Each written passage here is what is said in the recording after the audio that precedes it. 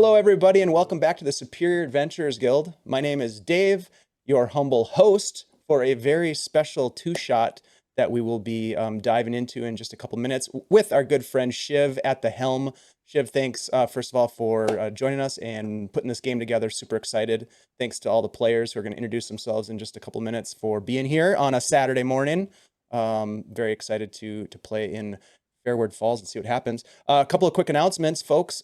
If you are interested in games, which if you're watching this, you've got to be, because it's Saturday and you're hanging out with us. We have some upcoming awesome games, including our Tuesday night Greyhawk game at 7:30 p.m. Central Time on Tuesdays, and the finale to our Lord of the Rings 4-shot on Thursday, run by none other than Bleak Season. You're going to want to come and check that out. We are running this game, this two-shot here, the Incident at Fairward Falls, today and next week. So you're going to want to be around for that, because it's going to get wild and crazy. And we've got an awesome group of people here hanging out with us. We oftentimes recruit players from our community. So if you are interested in getting involved with that community, I'm going to put a link to the Discord, our Discord channel, Discord server. There we go. And you can come on over and hang out with us, get to know us, and who knows, maybe you'll end up playing in one of these games with some of these beautiful people on the screen here today. So I encourage you to do that. And a couple of other quick announcements, just because I should do this. Virtual Greyhawk Con is coming up in October. There's going to be a lot of great games going on the weekend of October 8th. And so I'm going to be running games. Other folks are going to be running games in the world of Greyhawk. It's $5 to participate in this con. Pretty chill, a lot of fun stuff going on. The link is in the chat to go check out what's going on there. And gosh, I think that's pretty much it. We've got new stuff on the schedule coming up for this late fall and winter that you might want to get involved with. So come on over to our Discord. I will stop there. I think that's the extent of the announcements that we need to get out today, Shiv. So I'm going to pass it over to you, my friend. Welcome. Thank you so much for being here. I know it's late in the day over in the future where you're coming to us from, but I'm glad that you're making this happen for all us early risers. We're all morning people, right, guys? Yeah. I can see some very happy morning faces. But no, thank you all for joining me. I'm Shiv. I'm your humble GM for this two-shot game, and these are my intrepid heroes that have decided to join me on this lovely, lovely adventure, and I hope they will forgive me by the end. We'll see. We shall see. But first off, we will go around the table, introduce everybody, and I'll tell everybody about the setting. We'll start off with Andy. Tell us who you are, where you're from, and what you are playing.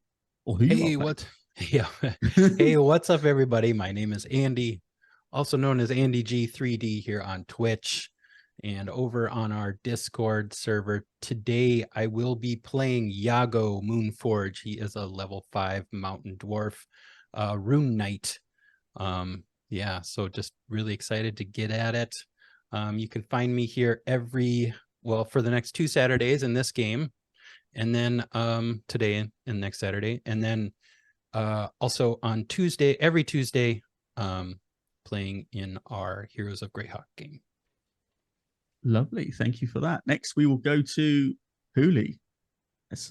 Who are you? What are you playing? Where can we find you? Give us all the good stuff.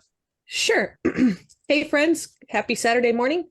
I am Hooli. I play games, run games, and produce games at Heroes and Hooligans, and I can also be found in the backstage of Queen's Court Games, who is getting ready to go to New Jersey Web Fest, so you should check them out because they're fantastic. Today, I will be playing Nordam Moonchild, Nora for short, the long-winded Aasimar Sorlock Healbot for our party, who she's just your little hippie healer friend. And that's what I got for you today. Lovely. Good stuff. Thank you. This has so far a really interesting motley crew. We'll go to Kurt. Who are you? What you playing? Tell us a bit about this misfit. Hi everybody. I'm Kurt, also known as Covenant. Today I am playing Risk the Goblin Rogue. No subclass, because subclasses are for punks. You can find me over on Blue Box on Wednesdays for Lore Masters Arcanum. I'm one of the co-hosts on there, and you can find me as well as on my own Twitch channel where I stream video games from time to time. And yeah, past that, I've got a couple of writing projects that are in the works, and I work for Talon and Claw. That's me in a nutshell. Perfect. And we will finally go to our gracious host, Mm. the man himself, Dave. Tell Hey, us. thank you.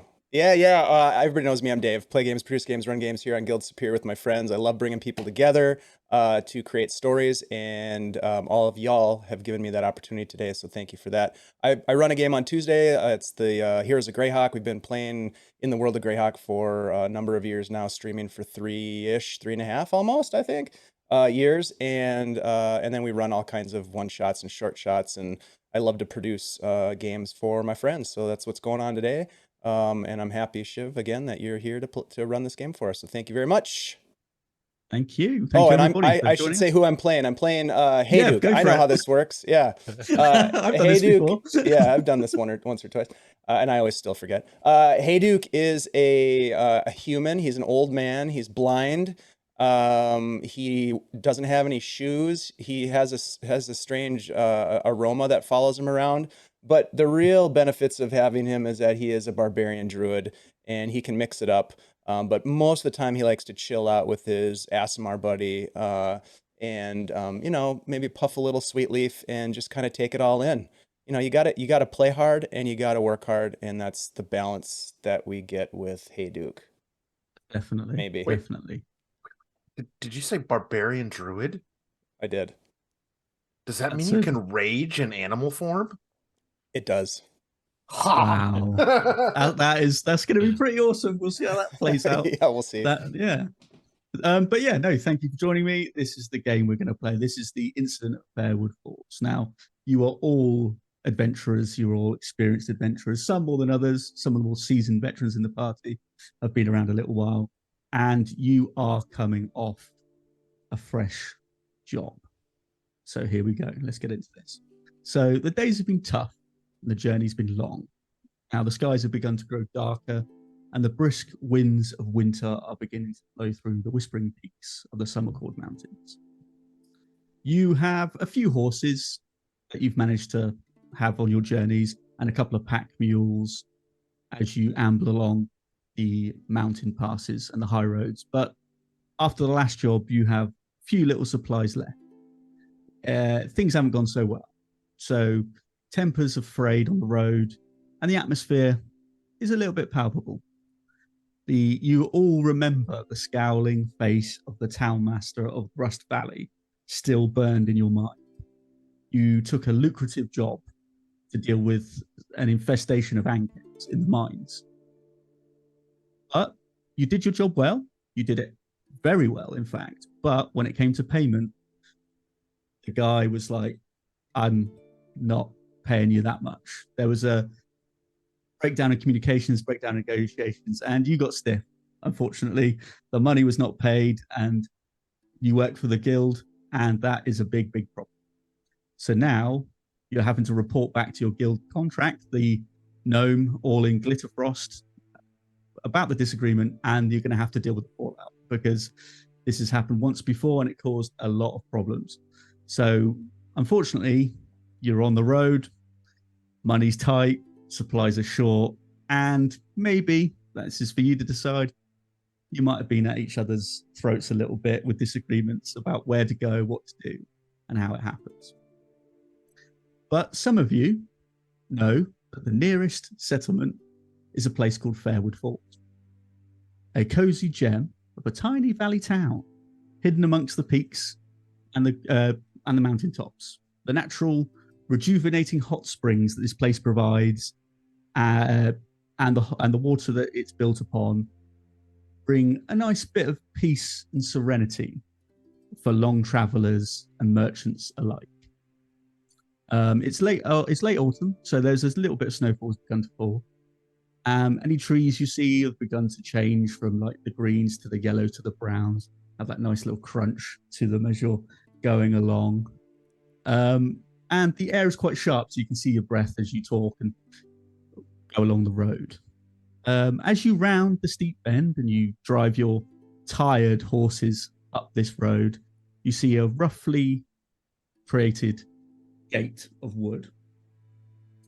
And above the sign it says Fairward Falls. What would you like to do? Well, we made it. That's a good sign. Why do we have to go to the place that's so cold? It would I'm be more nice of a to go. tropical environment person. Yeah, warmer weather it seems like it would be more conducive to, well, to our pace. Yeah. Not to mention, my feet are freezing. They're called shoes. And he like holds up his foot to like show him like he's got a boot on. Where's the other boot? Irrelevant. Yes, those hot springs are sounding real inviting right now. Agreed. Well, I guess we need to make some coin, right? Or something. Since we got stiffed on the last job. Never letting Hey Dude pick the job. Never again. Never. I mean, it was, it was in our best interest at the time. The contract seemed right. It was just the individual making the deal with us was untrustworthy. You should have let me stab him. That could be bad for business. I mean, I bet he would have had coin real quick. But regardless, here we are. Here we are. As you are approaching this gate, you'll notice there's two guards not really paying attention, just happen to be along the top of it, just playing cards. They're just not paying attention to you at all. I'll whistle at them like, knock, knock. You see him quickly like, oh, grab crossbows and just point them down instinctively. Don't shoot. Announce your business. I'll elbow Nora. Well, yeah, we just we've been traveling, we're tired, we'd like to sleep, resupply, all of that kind of stuff, Points to the blind old man with no shoes next to me. He needs a bath, stuff like that. We don't accept vagabonds in the town. We don't have none of that here. Vagabonds? How insulting. We are members of the guild, sir. Oh. Well, even that one? And he points to the goblin. He pulled so Risk reaches inside his cloak and he pulls out like a tattered piece of paper that's like grease stained or whatnot, right? No. I got a letter from your mother. I'm here to see her. But the one looks at the other and like, she didn't tell me about this. I don't know. She was taking. I'm about to be your stepdad. Let us in. I've got two already. Oh no. What am I going to do? It's like, and the other one looks at him. He's like, right, okay. So, and you see him just disappear. And you hear this like stomping down. He opens like a hatch at the bottom of the doors. Right, come on, show us your papers. Let's see. Risk holds up a piece of paper that straight up has like a cartoon drawing of a goblin making stabbing motions and little stick people running away. Stabby goblin. Okay. At your service. What about you there with the wings? I'll present our official guild membership stack of paperwork that Nora very much carries in her bag for everybody, just for safekeeping. And he sort of just starts fingering through and looks at you vouch for the stabby goblin and the old fella? Mm-hmm. Yes. That old fellow kick your ass. Which ones? Names. True. Sorry, I need names to faces. I will point each individual to the names who's escaping the player at the time. Yes, that. Okay. Oh, he shouts back up. Looks like we got some veterans, guild veterans. Oh, that'd be the old fella and the cocky How'd you dwarf. guess? How'd you guess? Yeah, that's me. Yago. Yeah. Yeah. Yago and right. Okay. So you want some rest and resupplies? Is that what we're going for here? Yes, that would be preferred. Please and thank you. Okay. Well, yeah, that's fine. you see the gate start to creak open as you get this like nice sort of picturesque view of this mountain town with its sort of leveled, different level houses and hot springs and steam and different lights and stuff on in the houses. As you goes, yeah, bring them in. Just put your horses round in the livery round there. I'm sure, get some food or something. Is there anywhere you've got to be? Have you got to meet anyone here? Do you have any contacts?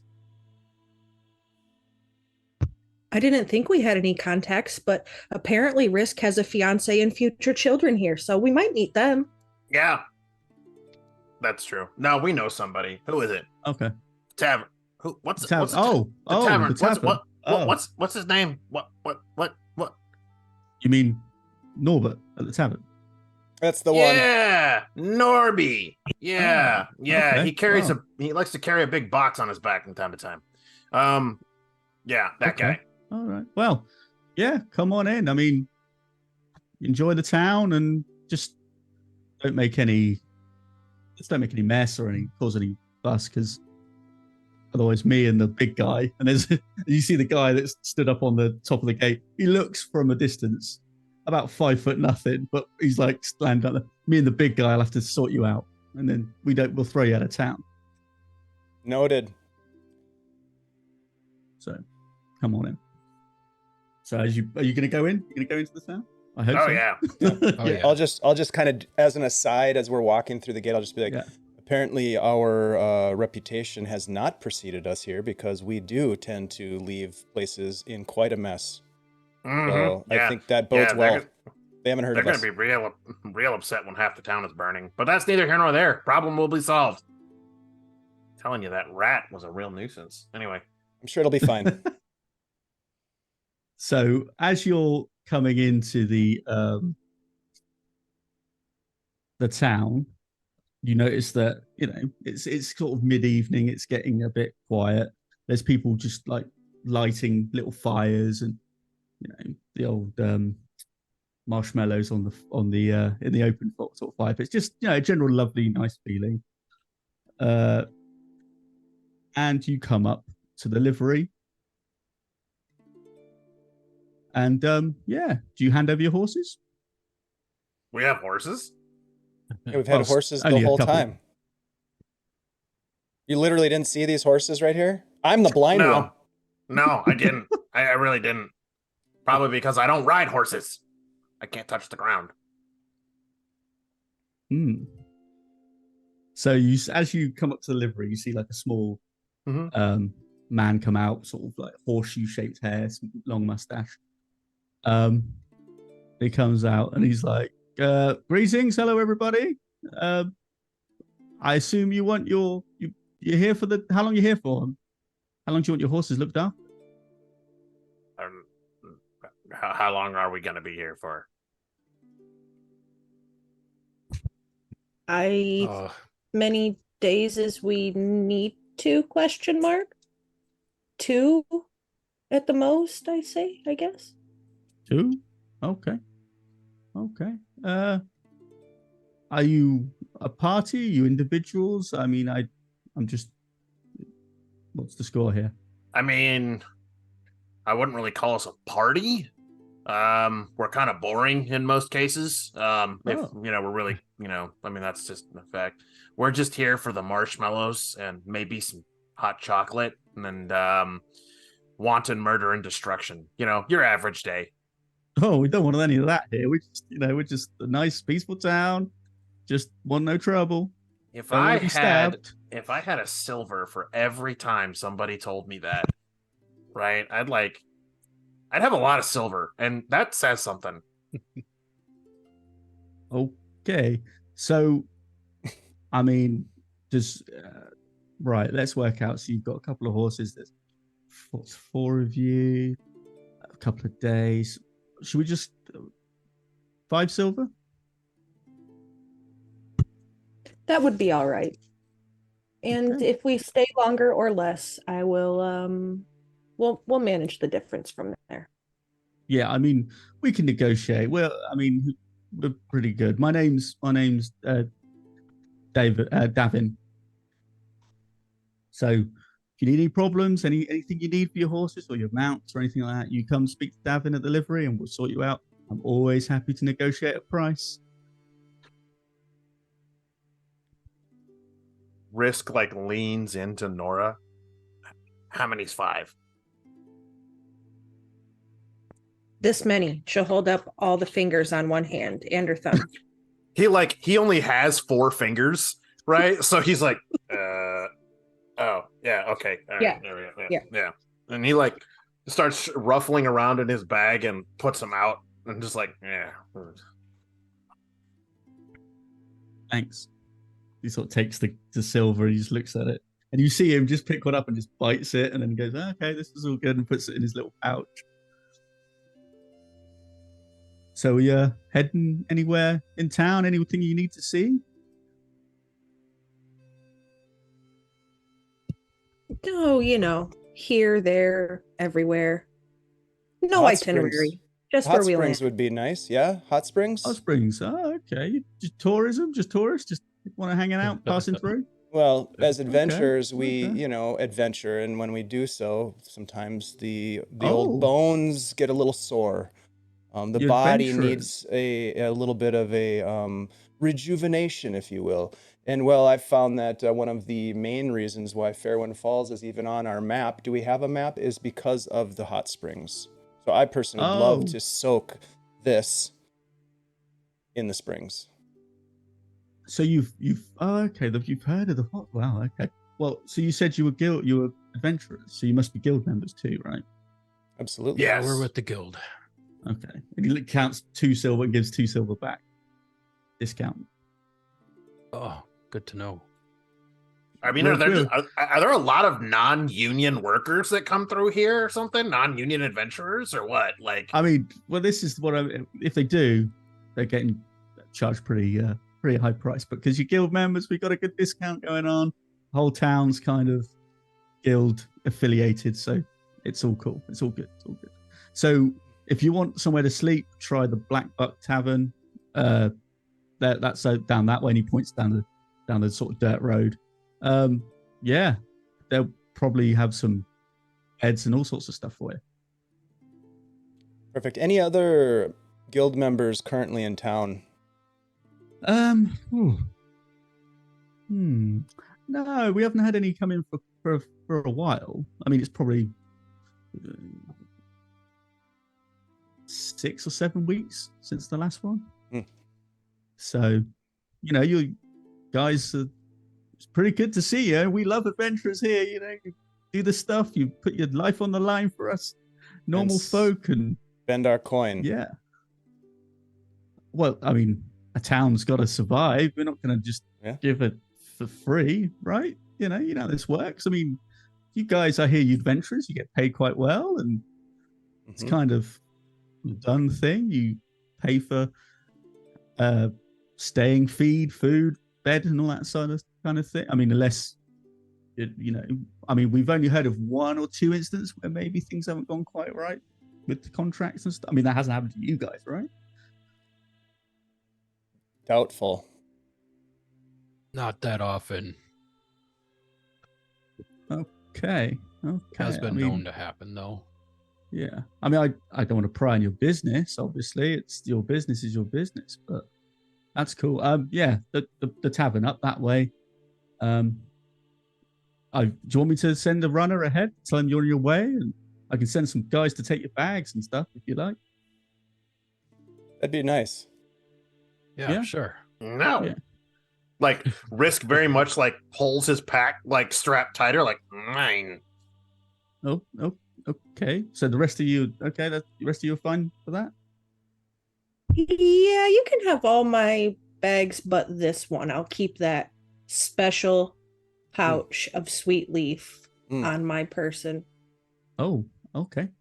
He sort of clicks his fingers, and you see like some like gnomes come running out. It's like come running out, like turning. Egg, please. What? Here you go. Egg, please. No. Thank you. One I'm just gonna- like skitters off. I'm going to dig into my coin purse, and just by feeling the coins, I can kind of tell what's what, and I will take out a copper coin and I'll just flip it into the air, just randomly into the air, like a tip. Like I'm flipping it to the guy, but I don't really know where the guy is, so I'll just flip it. You see it just like go ding, ding, ding, ding on the floor, and they just look at it Risk like, Risk immediately darts for it to pick it up because this is Risk- actually how Risk- Risk gets paid. No, Risk. No. That's for the gnomes. Here, this one's for You you. see And it? he'll a reach in gnome and he'll. dies for it also. So, Get out of here! It's mine. all right, let's do something. Let's do some dexterity checks. Let's see who's higher. Let's see All right. who can get there before you or the gnome. All right.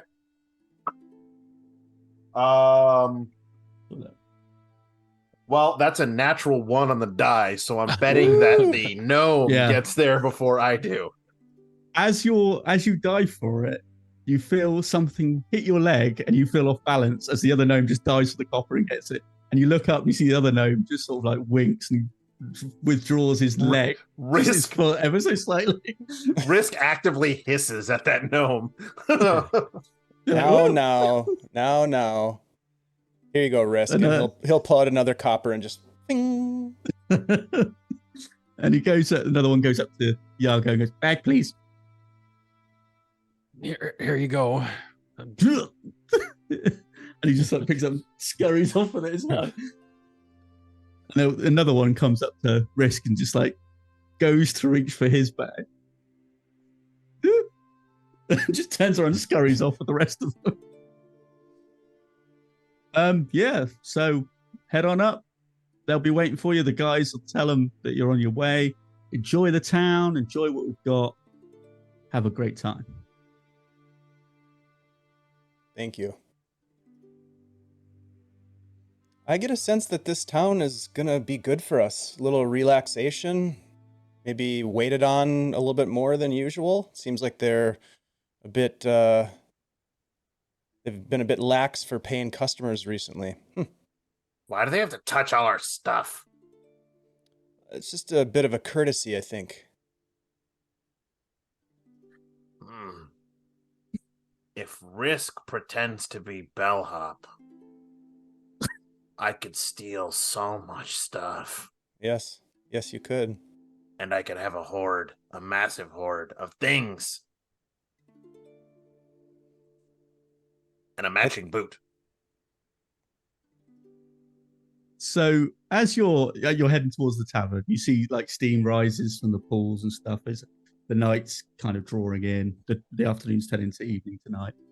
And you look at, there's like several hot spring pools dotting the hillside from where you can see as you're walking up the road. It's quite a nice little town. There's lots of like little bits of music. You see people taking their families up and down the different areas of the town for different things. Lanterns are being lit. And you come up to this nice sort of like wooden built tavern, a big black buck on it. And you see two people coming out of it. You see two halflings. One small little man with a hat, big mustache, very big handlebar mustache, and a small woman with a little shawl around her head, around her shoulders with a big glasses. And they're like, "Oh, hello. Welcome to the Black Buck. I'm Norbert. This is my wife, Nadine. Nice to meet you." Hi, nice to meet you. I'm Nora. And she'll like run up to shake hands and stuff because she's super friendly and likes people. "Oh, no, nice to meet you. I'm Norbert Springfoot. This is my wife, Nadine Springfoot. We are the proprietors of the Black Buck Tavern. We are, as you know, guild established. We understand you are also guild members, so don't worry. We've got you covered. So, what brings you to our fair town?" Just rest, relaxation, and resupply on the way to back to the guild hall. Yeah. Oh, nice. Okay. Is there anything you need? I mean, your horses, we understand the horses. You see like the gnomes just run out behind them and skitter back to the livery. All your bags are inside. I hear you've met Davin at the livery. Is everything okay? You've been dealt with? I think so. I think we're okay. I'll look to the group. Are we okay? A lot of people are asking us if we're okay. Are you sure? Yeah, they were very helpful. Yeah, I don't mean to pry, but the guys, you see the porters, they kind of said you looked a bit ragtag. I think the words that they used a little bit. Do we? I don't. Oh well, I mean, I don't want to. I'm not What? sure what the sense of fashion is south of the mountain, sir. But I don't know if it's rags and no boots. Well, my feet are cold. We could do Wow, with some food, some comfortable Oh. lodgings, and directions to the famous hot springs. Oh, perfect. No, that's fine. Come on in. Come on in. He sort of starts waving you inside. You can sort of, as you get to the threshold, you can smell like the cooked food, the meats. You can smell like beer. You can smell mead, and there's also like a sweet smell of like cooked, like cakes or like biscuits and stuff like that. So you can, as you smell, my wife, my Nadine here, she's a wonderful cook. Please come in, come in. You have like the normal sort of tavern sort of area with the bar and the table set out. So if you take a table here, we'll get you some food over, and your rooms are upstairs. So don't worry, we've got you sorted there. Unfortunately, you'll all be sharing a room. I hope that's okay. Oh, yeah, we're pretty used to that, I think. Okay, perfect. So yeah, is there any special dietary requests that you might need? We're very happy to help in any way we can. No red meat for me, please. Just like fish and vegetables would be all right. Fish and vegetables, okay for you. He's got notes that down. Anything for you, Parsnips. Parsnips for the seasoned gentleman, lovely, right? For you, Mister. He says to his wife, "Is that a goblin?" So I think it's a goblin. Yeah. We don't have many of your sort come through here with and all that, but any dietary requirements for you, Mister Goblin Man, sir?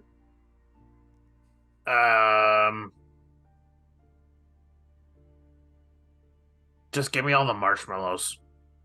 Marshmallows, right? Okay. He looks at the others like, is that like what a goblin usually eats? Just marshmallows? Don't ask. Oh, okay. And Master Dwarf, Oh, what might you be wanting, sir? hot food, plenty of ale. Food. That's Okay, that's no pretty problem. much it. Okay, no problem. We'll sort you right out. Talk amongst yourselves. We'll be with you in a minute. And he just sort of goes off with his wife, and they go off to the kitchen to prepare your food. Hey, dude, why do they keep calling you seasoned? The only thing that's seasoned about you is the salt and pepper in your beard. Well, it could be the aroma that I give off. Could be the smell. You smell like dirt. Yeah. Maybe it's my age. Oh, I don't know. We've been around for quite some time, and it probably is starting to show, I guess. I don't even recall how many winters I've had, but this one has been particularly tough. And I was going to say, Risk, you do know that marshmallows alone do not make a meal. yeah. Just be careful you don't get a stomachache. You remember what happened last time. Listen, okay. Those were gumdrop buttons, and I'm gonna eat every gumdrop button I find. I think focus on the button part of that. Gumdrops they were not. Colored buttons they were. And if I recall, they went in looking a lot like how they came out. I know, and then I had buttons to fix my cloak. It was actually great. It was like they were like in holding, waiting, because I ended up needing them later. It was an improvement to the cloak, I agree. Yeah. As you're discussing this, the door opens and you see a tall, half-elven man walk in. He goes up to the bar, just totally ignores you lot, and just like taps on the bar. The little Nadine comes out, gives him a little parcel, what you assume is like a supplies or food or something. Picks it up, just goes to turn around, looks over in your direction. It gives you the up and down, and just like, Guild? Yeah, Oh, that's right. nice. Yeah. And he just sort of goes on out, just gives you like the nod and just walks straight back out the door. Who was that, do you think? I don't know, but it does strike me a tad bit odd that everybody in this town is so question-y. Mm. You want me to follow him? No. Maybe. Don't ask me. I don't have the best track record for good decisions. The best decisions are often made after a good meal and flagon of ale. Perhaps we focus on the immediate needs, and then we Yeah. figure out what the hell is going on around here. I mean, and See a it's little- a small town, new faces and everything, you know Aye. how it goes. Sorry to interrupt. You see Norbert's come out with his tray of drinks, of beers, of like, flagons of ale. He starts handing them out. He looks at the goblins like, did you want an ale? I'll just give him one anyway. He gives Yago a big one because he's like, dwarf's like ale. There you go, sir. Yago's Nice just big- 2 hands holding it like a hot coffee. He's like, Good. so we've got there's some meat pies on their way, there's some vegetables, there's some nice bit of salmon for the lady over there. Is there anything else you might need? Parsnips. A straw. Parsnips? This is a good start. This is great. Okay, no problem. And as he goes in, his wife comes out with the food. She's like, what she's got like a big tray of food on her head. She goes wandering, skittering over, like, and just sets it down. She's like, oh. You notice his wife has got like some big biceps, so she's like done a lot of lifting of the food. There you go, everyone. Starts handing it out. Parsnips for the sir. There's some meat for the gentleman. There's some other stuff, and for the goblin man, there you go, sir. And just gives you like a plate of what looks like bacon and other like random meat. There you go, sir. Ah! And she brings out this like big, nice bit of salmon on like what looks like banana leaves and stuff like that. Just puts it like, there you go, miss. And nice bit of salmon for you there. So, who should we be charging this to then? Well, first of all, I'd like to say thank you to all of the raiders that just came in from Lord Gazumba. Thank you all for joining us in Fairward Thank you very Falls. much. Yes, Welcome in, everybody. you. Thank you. I mean, do you want us to start a tab for you fine folks, or do you want us to charge it? Yeah, you want to tab. Yeah. Okay. That's where you like tab. write all the numbers on a piece of paper or something, right? Yeah, and then when you leave, pay the tab before you leave the town. When we leave. Okay. Yeah. Okay. Yeah. Mm-hmm. I mean, We're never gonna leave. it's a massive bar bill. It really is. It really is. So, I mean, we've got you. We know. I mean, from your names, we know you've got like a guild contact. So we can either charge it to him if you like. Wait. No, that would probably be bad if we did that. So probably no. I'll take are you care sure? of it at the end, Norbert. I got it. I'll get it at the end. Okay. Oh, by the way, I don't know. This is for you. And he pulls out a net letter and he gives it to Yaga. He's apparently someone. Well, it's your guild contact. He sent it ahead and he said, "Look out for a dwarf called Yago." There you go, sir. Note for you. Thank you. What's it say? What's it say? As you open it up, it says, to Yago, Hayduke, and the others, you've hopefully made your way to Fairward Falls. This will find you hopefully in good health and good stead, and slightly richer. Understand that your contract previously at Rust Valley went well, from what I've heard, and I look forward to hearing from you. And it's your guild contact, all in Glitterfrost. Obviously, Glitterfrost hasn't heard about the problem in payment from the last job. He's got a point. Well, that's a future us problem. Right now, we should drink these ales and eat this food so we can get to the hot springs and relax. Huzzah. What He's got are a point. what are the supplies for the pipeweed, Nora? You told me you were out. Never ending. We told you we were out to share with you, Risk, but our supply is never ending. I like this. Got to keep your glaucoma in check and all. I think I'm beyond that point, but it does help to ease the burdens that we carry from all of the. Oh, sorry. So, sorry to interrupt, but we don't really allow smoking on the premises. You suck. I thought this was a bar. Yeah, I know, but we had some problems. You know, as they say, only you can stop forest fires. So, you know, he points at like a corner of the room that's like been rebuilt and there's a little bit of charred wood. Some problem with some pipe smoke and such, some rowdy drinkers, you understand. He looks over at Yago and goes, dwarfs, you know what they're like. Yeah. So I will ask you to refrain from smoking inside the premises, or outside on the balcony or outside on the veranda is absolutely fine, but not within the premises, if you don't mind. There will be a charge if you report smoking inside. Sorry to interrupt. He just turns around and skitters off. Bit of a buzzkill. Nora just looks at her empty hands where she hadn't even pulled anything out to smoke and is like, well, geez, like, are we branded bad kids already? Like, all right. It would seem so. Yeah, we 100% are. Yeah. You know what? Fuck them. And you see the regulars. There's regular people start to spill into the bar and all that sort of thing. And they're just taking up their usual spots at the bar at different tables. And they kind of look at you guys, give you a nod.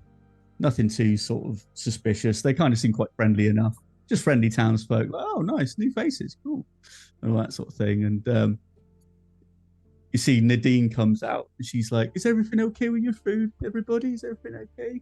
Quite good. Yes. Yeah. But Lovely. Great. do you have any yams? Yams. Ooh.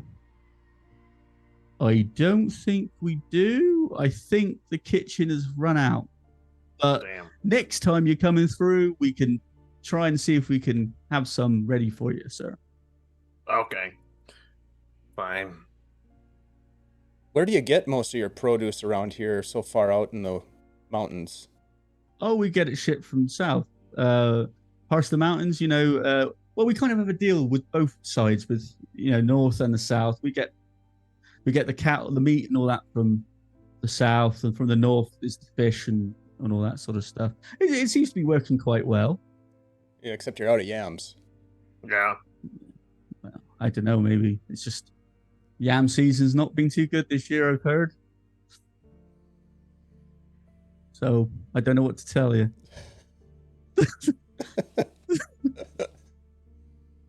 Well, it happens to us all at some point.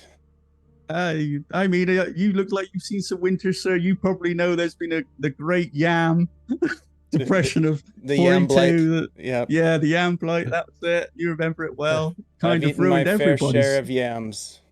I know. I mean, we haven't quite found a yam substitute yet, but I think when we do, we would have cracked it. Don't you worry about that. You should try sweet potatoes. Sweet potato. Oh, that's a. And she goes like, that's a fucking good idea. And just like really, like, I'll scribble that, and like really massive smile. Like, wow, never heard of that before. Sweet potatoes, you say? The produce Right, episode. okay. Wow. Okay. Right. Yeah. Okay. Cool. That's it. I'll leave you to it. I mean, don't worry. You can go and see your rooms if you like. It's, you know, it's.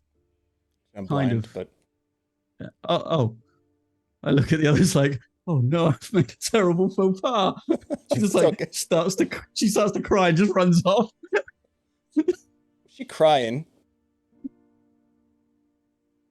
It appeared like it. Between the yams and the blindness, I think you really got her, boss. Oh, Ugh. well, I have to apologize next time she stops by. So, what would you like to do? Would you like to retire to your rooms? Was there anything else you'd like to see in the bar? Is there anyone you'd like to talk to in the bar? I don't know. We just keep making everybody cry. Is it because we're mean, or is it because we haven't bathed in a while? Figure it out yourself. Brutally Right. honest. Just like Like, stink lines so coming up. I'm about to say something very, ungoblin-y, but I don't know about you all, but if we're gonna be trapped inside of a room with one another, I suggest the bathing part first because, no offense, but some of y'all smell worse than I do. Is that directed at me, Risk? No, you smell like seasoned. Seasoning. Yeah, seasoned. Right. And he just goes back down to like scarfing down bacon. Yeah, I wouldn't mind. It's a wonderful musk you have permeating from you right now. Seductive. Some would say. Some would say. A group bath then. Yes. In the hot springs. Yes. Please. So you're gonna call Norbert over? Mm-hmm. Mhm. Yep. He comes over. He's like, "Listen, I want to apologize for my wife. She's very highly strung. She cares very much about the yam blight. I think you caught her off guard. No harm, no foul, no harm. So, hot springs, is it? It'd be nice. Yes, that would be Perfect. excellent. Okay, follow me." And he starts to walk off to a little room out down a little corridor, and you see it's like a hot springs, but with like a sort of building over it, sort of like a awning type thing. So it's covered, but you can be in the hot spring. Right, this is yours. This is all yours. It's very private. No one will come and have a look or peek or anything on you. So it's all good. You can bathe and do what you got to do. There's some Completely while this dude is talking, Risk is already stripping down buck naked and about to go head first dive into the hot spring. Oh, there he Oh, goes. He's like, "Good heavens! Oh, good heavens!" Just sort of like recoils, and he's just like, and he's like, "I've laid towels out, and there's some other toiletries there if you need them. Have fun, enjoy yourselves, and yeah." And he leaves like a key on your towel. There's a key for your room as well. So enjoy, and I shall leave you to your business.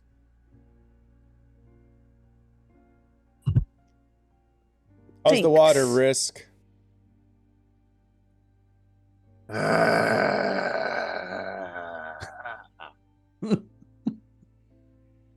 Hayduke is going to start peeling his robes no. off, and they kind of like stick to him a little bit as he kind of peels them off. and Why are your clothes making a crunchy noise? Oh God, what is that? trying to air him out a little bit, Risk. Stop, waft them the other way. He's going to ease himself into the hot springs once he's naked. Nice. Is everybody else jumping in, or is it just these two? No, yeah, Give it a- Yago is making his way. Yeah. Yeah. Still eating. Finishing That's up. good. I don't A big know chicken why. leg. I don't know why, but I just imagined, right? When Risk got in, right? The water pretty much stayed the same color, right? Or whatever, right? So it's kind of clear. But when Hey Duke gets in, right? Like it just starts to turn gray and slow, like an oil slick working across the water. Like Little flakes of skin floating on the water Oh. surface. Wow. Mm. just Luckily, boiling off. We're just making the soup. That's all we're doing. We're making the soup. Yep. And this is big enough, like, so you can all take up a corner if you really wish. You don't have to get too close to Hey Duke's slick. This is nice. Maybe we don't have to leave anytime soon. Maybe we rack up a bit of a bill, see if there's some work to be done here. There's always some sort of work to be done, isn't there? I mean, I hope so. I could check out and see if they need any healing done.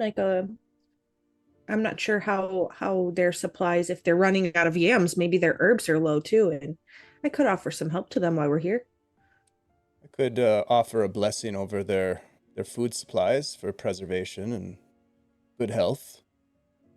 I'll press to digitate the water to clear the oil as I get in, because why am I cleaning what we're using to clean ourselves? But it needs done. Mm-hmm. Nice. It's like it's nice. natural habit, right? Just shoop, Yep. shoop. So it feels like something you probably have done on your journey a few times. Yeah. So you enjoy your hot tub, you enjoy the hot springs, you feel cleaner, rejuvenated. You can go to your room for the night if you wish. I think Hayduke will certainly be interested in retiring back to the room. Okay. Is everyone joining Hayden? Yeah, I mean, Oh yeah. they're pretty Mhm. worn out Yeah. from the road, I would imagine. So Yeah. It's Yeah. very, yeah. Okay. So, few questions for you all. So, what's going through your mind tonight as you've arrived here? How is your character feeling about this downtime? And how is your character feeling about the current course of events? So, we will start with, let's go with Haydu. How are you feeling about that tonight and the downtime and the current events that have happened to you? Well, it's a little bit of being pulled in two directions because Hayduke is now relaxed after being in the hot spring, probably having puffed a bit of the sweet leaf with his companion Nora, further relaxing him, maybe taking away some of the pains and weariness of the road. But he also knows that they're in a bit of a predicament with Glitterfrost, and the fact that they did not get their due payment on the last job has him somewhat irritated, but not because of the value of the money, but what it means for the guild. And so he's in his mind trying to think of ways that they could make up the difference somehow before they get to their destination. Okay. Nora, how do you feel about tonight's events? What's on your mind? And how are you feeling about the downtime? I think the one thing that Nora's thinking the most is everybody here is more friendly than she is, which is rather unusual. And the deception that everybody that sees a three men and a lady is going to have, thinking she's not going to sleep well, when really she snores worse than the rest of them. So sucks to suck. Like a buzzsaw. Yeah. Pretty much. Okay. Yeah. Yago, how are you feeling about the downtime? What's on Yago's mind? Yago is just glad to have some warm, quarters to sleep in. He's decompressing from the road. But yeah, just mildly irritated about the payment situation and kind of, he's trying to get comfortable, but he's still kind of upset about the, getting stiffed on payment and during their last job and what it's going to mean going forward. Because you all understand that something like this kind of reflects badly on you as a party of adventurers, that contracts may be a bit shady going forward with the amount, like, so you didn't get paid, why not, what was the reason? So you, in your mind, you always feel like there's always a comeback on the people that haven't paid, like you're somehow to blame. Cool. Risk, what does Risk feel? How are they feeling about this evening? Risk does not like this town already. He doesn't like that they were here less than 5 minutes and they tried to take his things away. He also does not like that there was a gnome that beat him to getting a coin that fell on the ground. He does not like that at all. He was very upset that he ordered a plate full of marshmallows and they brought him a plate full of bacon. But bacon's still okay. And so he was, happy for that. But he very much he's still very unnerved by the level of everybody being nice. Like, it genuinely bothers him. Like, he's used to, oh, there's a nice person here or a nice person there kind of thing, but not like everybody being super nice and super helpful. That's very off-putting for him. Okay. Lovely. So you all relax and rest into your beds. So as you lay your heads down, you begin to drift off. As you look out across the wind, out of your open windows to the purple sky, that's purple and orange as the sun begins to set and it starts to get quiet. And you start to drift off into a deep sleep. But Yago, you seem to feel a bit restless. You kind of hear off in the distance a dog barking, then another one, then another one, and then another one. And you sort of blink, that half sleep blink you do as you're looking out the window. And then the town sort of begins to go eerily quiet. The dogs start barking all of a sudden. There's no street noise. There's no bird sound. It's just quiet. You look out and you look to the sky and you sort of narrow your eyes a bit. You see something. In the dim light, you can sort of make out a shape. But you start to rub your eyes and you look again, and you're like, what is that? And this shape moves pretty swiftly across the skyline, across the horizon. But it looks like a storm cloud, or it appears to be some sort of storm cloud. But it can't be. It's moving too fast. It can't. And then you see it sweeps and starts moving inwards. And then you feel a wind rush through the window, clattering the covers. And you sort of like, what's going on? It's a strong wind. Strong wind has just emerged out of nowhere. Do you get up and go to the balcony? Yeah, I was going to say Yago's going to get up and go to the window, just kind of be trying to get a better idea of what's going on. Something's kind of piqued his interest. Yeah. You look to the sky and you see this shadow just move swiftly across the horizon. The wind is really picking up. The sound is quite deafening. It's a strong force. Feels very sort of the beginnings, maybe like a hurricane or something like that. You feel everything, the roof slates are chattering and everything's clattering away. And you look down and you see Norbert holding his hat, looking at the sky. And he's like, what is that? And then the dean comes out pulling a shawl round. He looks up at you both. They both look up at you, meet your gaze, and they shrug. And like, what's going on? And suddenly you feel a blinding flash blur your vision, lighting up the whole valley for a split second. You're thinking, is that lightning? It can't be. There's usually thunder after that. And then silence. You feel weightlessness as you're lifted off your feet. You start to feel a heat prickle your skin as this extraordinary feeling hits you. And then you are flung backwards into the room. Can you give me a dexterity saving throw, please? Yeah. Let's see what dex save. Yeah, dex save, please. Oh, natural 20. Okay. Total 22. Lovely, perfect. So you just hit the floor, roll, and because you're experienced, you manage to get back to your feet. And then all of a sudden, you hear an immense boom as glass shatters throughout the town. It's a massive eruption. You wheeze a bit as you feel the air knocked out of you. Do you go back to the balcony, or do you wake anybody else up? Yeah, Yaga's just on your feet. Something's going on. Everybody, quickly, get your things.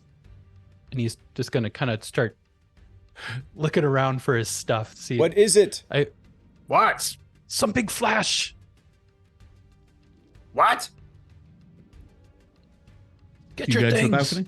Yeah, he's going to run back outside to see if he can catch a glimpse of what that was. As you leave the room to go into the balcony, everything flame, intense burning fire is everywhere. You look down to where the two halflings were stood, and you see two ashen statues of where they were. Then the wind picks up, and you see they just get scattered to the winds. No more. And as you look to the sky, you see a shape extend. This massive cloud opens what looks like dark wings. You see razor sharp talons at the end of its wings. You see a mouth, a gaping maw of sword-like teeth, and two malevolent yellow eyes peer through the gloom.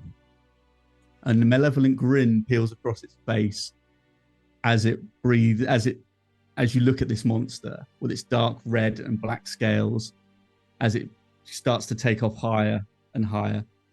And in its destruction, it roars in triumph.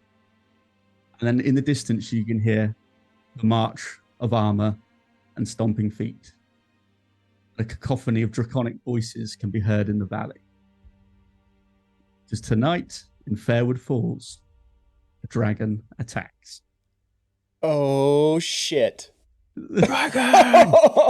Well, So can everybody give me, let me find it, a D4 roll, please. D4? D4. Apart from you, because you're already awake. Oh, okay. So the other three. I got a 4.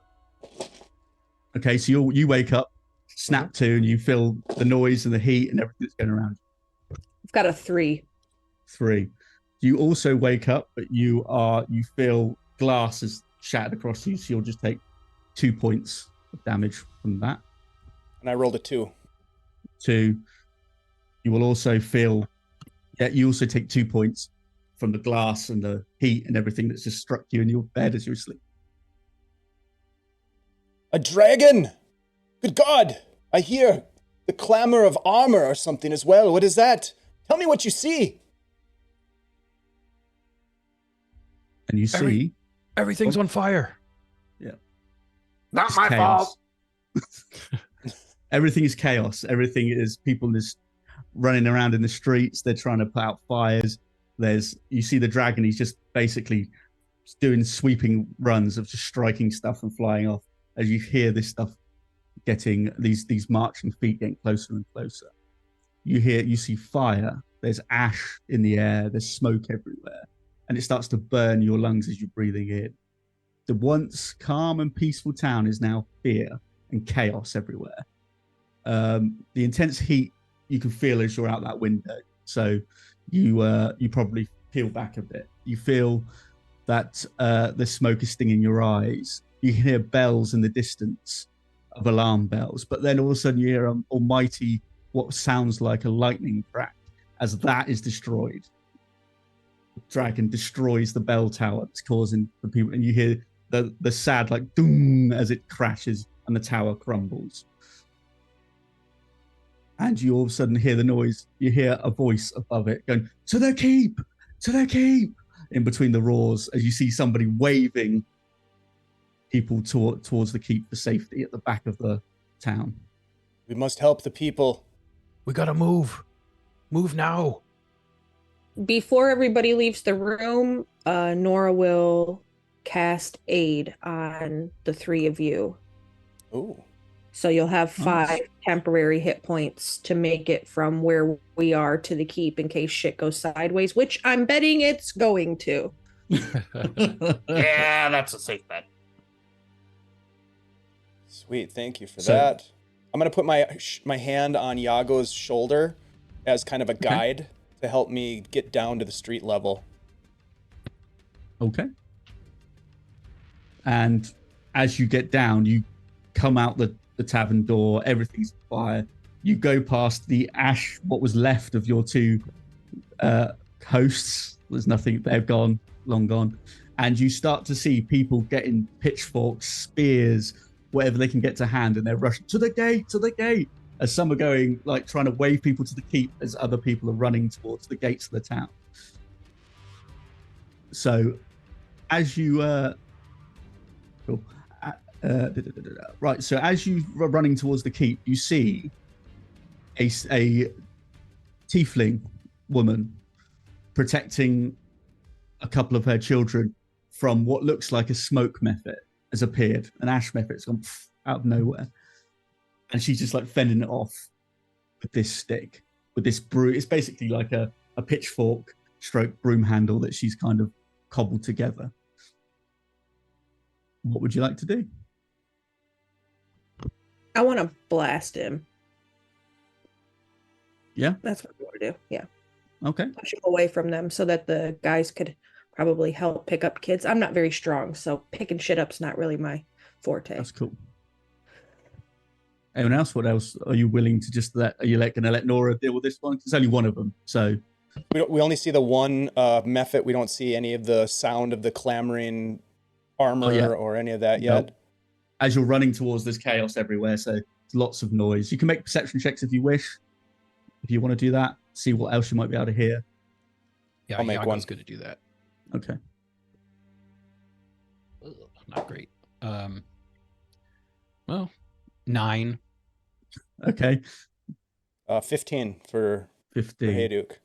Is Risk having any listening in, or is he just too distracted by? Like, he's kind of distracted by the fire. He's just like, Okay. Whereas Yago, you can't sense anything because there's so much chaos. You're like, where do I go? What do I do? Where do I do? Hayduk, you see the half-elf man that you saw in the tavern, or you sense, you hear him. Sorry, I forget. Yeah. Yeah. You can sense him because you know his stride and stuff. And do you want to point out where the sound's coming from? So maybe someone can give you some. Yeah. So Right as there. you point that out, the rest of you see the half-elf man that you saw in the tavern with a bow across the back, waving some other archers heading towards the gate. We should So you defend the can see gate. Yeah, Some to the gate. gate. So, Nora, you're going to attempt to blast this Mephit. Yeah, I want to push it away. Cool. Go for it. Roll an attack. Yeah, 26 to hit for 24 total damage from Eldritch Blast, and he's pushed away 20 feet. Whoa. Yeah, you just see this as it just as it covers this tiefling woman in a bit of ash, and she's like, oh my god, thank you so much for helping me. And she's like ushering her kids, we've got to get to the keep. You got to come with me. You got to come with you, all of you. We're going. You just go get your kids. We're going to help others along the way. Go on. Go. You've got to come because we're trying to mount. We've got a command center set up. But Lufin, he's our guy. He's our security guy. He'll need help. You got to come with me. And she's like pulling at Nora, like, come on. well, I mean, she seems to know where to go and what to do. So, we're just go. Okay. So yeah, you follow. They're calling for right. help at the gate. It's all right. We've got a militia. They'll try and they'll deal with it. No problem. Yeah, No yeah, problem. yeah. Yeah, let the town guard deal with it. We're adventurers. We don't get paid for that kind of work. Does this tiefling woman seem like she knows what she's talking about? Yes. Okay. You can tell that she's quite like insistent. Like she's like, look, she can see that you're like proper adventurers. He's like, look, the militia guys will deal with that. We got bigger problems. We got bigger fish to fry. Come on, So Yago. we're going to need you here. All right, lead on. So she bolts with her 2 kids in hand, and they're heading towards the keep, which, if you look at the map, is Map. down this area, right down there. So you'll head down there. Okay. So as you get there, you see a tall, broad-shouldered older gentleman with a bald head, big bushy white beard, and you see him directing townspeople to be like, do this, take these injured people over this way. They've set up like a mini sort of like hospital over that way. He's directing people over here. She's like, there he is, there's Lufin. Lufin's the guy you want. He's the security officer. And he looks up at you guys and he's like, thank God, we've got some proper adventurers here. We could use you. It's an absolute nightmare out there. And he sees like sweating profusely because of the stress. And there's people coming up to him, giving him bits of paper of like what's been going on. He's like, oh Jesus. You've got yourself quite an incident here at Fairward Falls.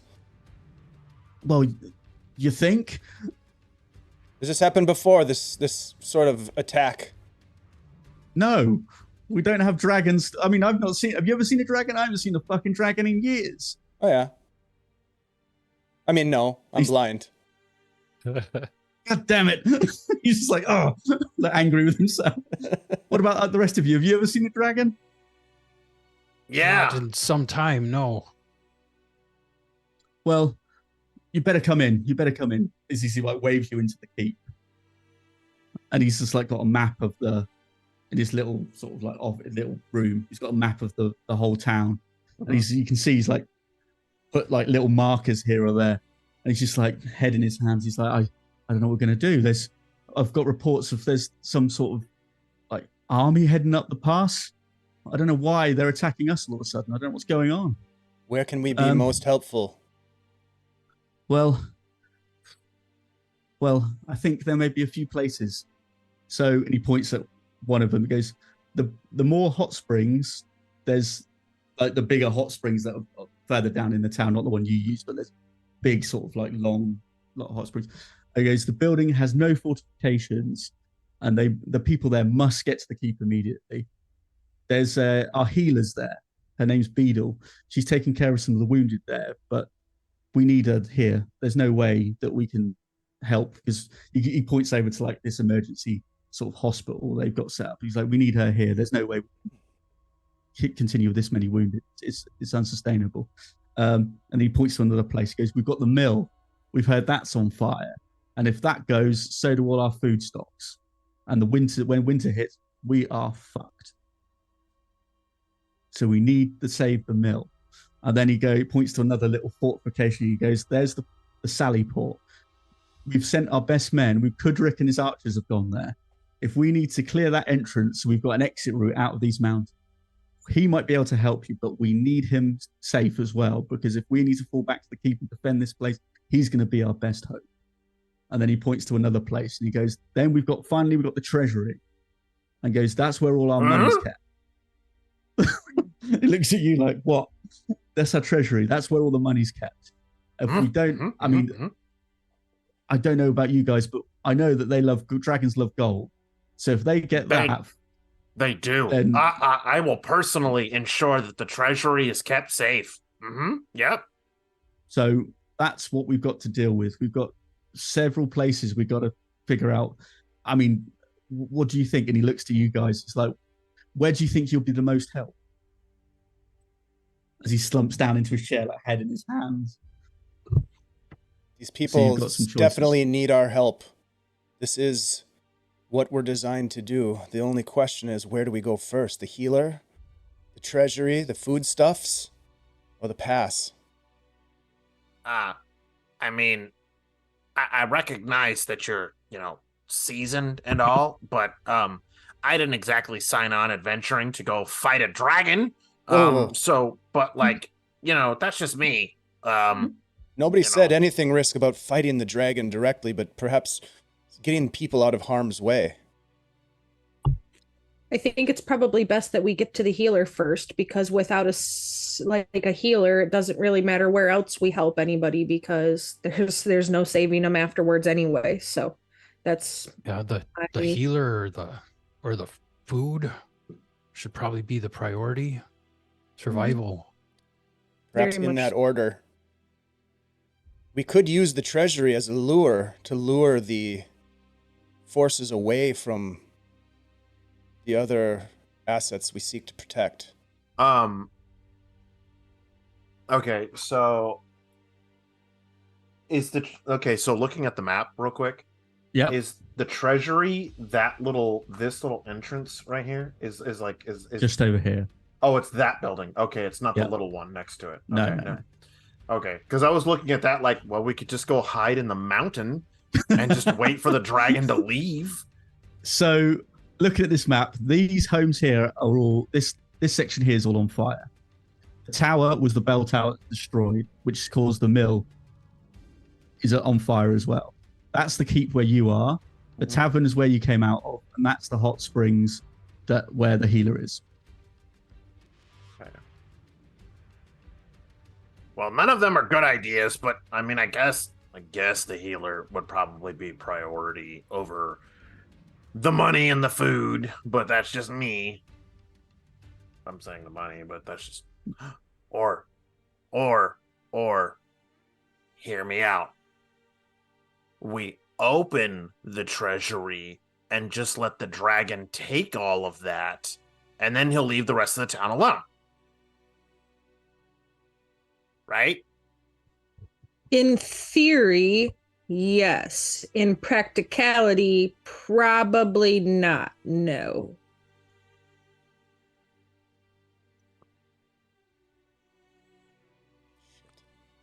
Okay. But it could provide a distraction, so we ain't got to worry about him when we go get the healer. Distraction, yes, but it's on the opposite end of the town where everything is on fire.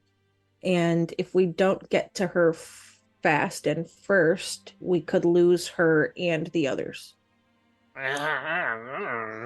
Okay, fine. Yes, to the hot springs. We got to find that healer quick. Yes. What was her Okay. name again? Beetle? Beetle. Yeah, she's a really good healer, and Beetle. she's already tending to some wounded. So if you can get her and maybe whoever she's got there to the keep, to get them, direct them to the keep at least, then we can take care of them, and she can start helping as we get more and more people flooding in. Shiv, before we depart, I'm going to dig, Hayduk's going to dig into his pouch, his coin pouch, and he's going to feel around for a copper. And it's easy because there's not that many coins left in his coin pouch, and most of them are It's getting a bit copper. light. Yeah, and he pulls out a copper piece, and this guy's name is Lufin. Lufin. He's going to say, Lou, I want you to have this. And he's going to hand him the copper coin. He says, this is my lucky copper coin.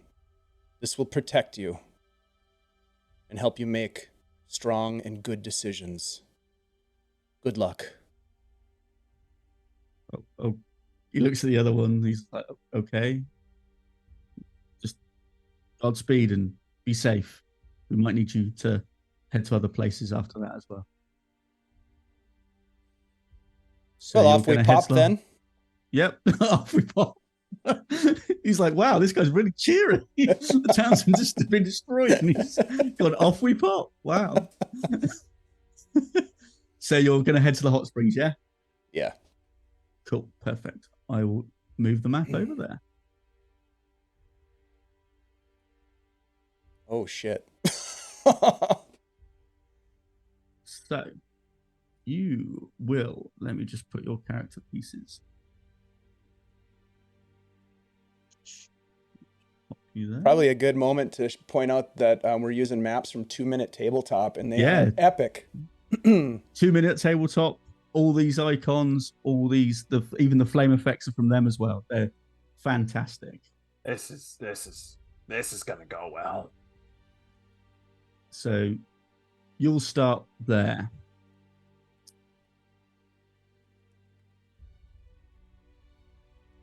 So this is what you see. Basically, one wall is on fire, one little small hut's on fire. The middle section seems to be untouched as the rest of the hot springs. What would you like to do? Can you all move your tokens, just so I know? I think you all can. I think you're all able to. Yeah. There we go. Yeah, perfect. Lovely stuff.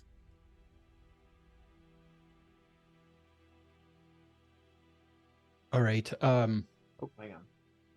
There we go. Move. Yago's just gonna kind of race up to this building. Is there a way through here? Is this the path kind of goes around the pool? Is that what's happening? Yeah, this stuff is like, you can see it's like, I'd classify that as difficult terrain because it's like bits of wood that have collapsed, that have just burnt themselves out. It's charred wood and all sorts of stuff. So you could probably get through it fairly easily, but slightly slower than trying to go through the burning building to get to the actual path. But that's your choice. It's entirely up to you if you want to risk it. There, oh, sorry. Go ahead. Which way should we go? Does this building look like it's passable, or that he could get through it? I would say you could with I'd give you, say, like a dex check, see if you might be able to get through that okay without it, maybe sort of like to assess the structure to see if you could get through it, or would it be too dangerous? Because I wouldn't want you to go halfway through it and the thing collapse on you. Right. So you'd have to, it's up to you to assess that if you want to. You can see like bits of ember coming off of it as the fire. Because you can see Right. that this fire doesn't look like a natural fire. It's like it's like an intense red with bits of purple in it and all sorts. So this is like intense dragon fire. The only Okay, the only actual threat that we have is environmental threat, right? At Because the earlier, moment, from what- earlier you had mentioned like guys marching in armor, right? And so Correct. like, but none of them have made it here yet. not just yet. From what you know Okay. that they're probably being held up at the gates, possibly. Okay. Actually, everyone, give me perception checks while we're here, if you'd be so kind. I've got legs. Risk only here for the cash. Mhm. Mercenary to the core. 11 for dirty, me. Yeah, dirty 20 for you. 30, 20, 11, And also dirty 20 for Nora. 30, 20, and risk Risk got a 7. 7. So Nora and Yago, you will see again that dark shape is making strafing runs around town, moving swiftly, and it's big. You can now see it's a big dragon, and it seems to be just hitting anything as it makes strafing runs around the town and the mountains. It's even hitting the mountains to cause rubble to fall down into the town and stuff like that. Without So being able to it's see seen- it. Oh, sorry, Shiv. Go on. No, go on. I was going to say, without being able to see it, he just kind of turns it. Is the dragon right above us? For lack of a better term, yes. Shit. But it's high enough up that it's not looking at you. It's not initially. But you can Okay. tell from your perception checks that it's very surgical. It's very strategic in what it's doing. This is not just a mindless beast. It's deliberately doing stuff like hitting certain targets, flying off, hitting, basically doing like fighter jet rolls and stuff and hitting stuff and moving off again. Is So there you're telling me monsters know what they're doing, Shiv? the Yes. monsters know what they're doing? Great Yes. book. Do we get a sense that there is any defenses that have been, like, are the archers firing at the dragon? Is there battle taking place in the distance?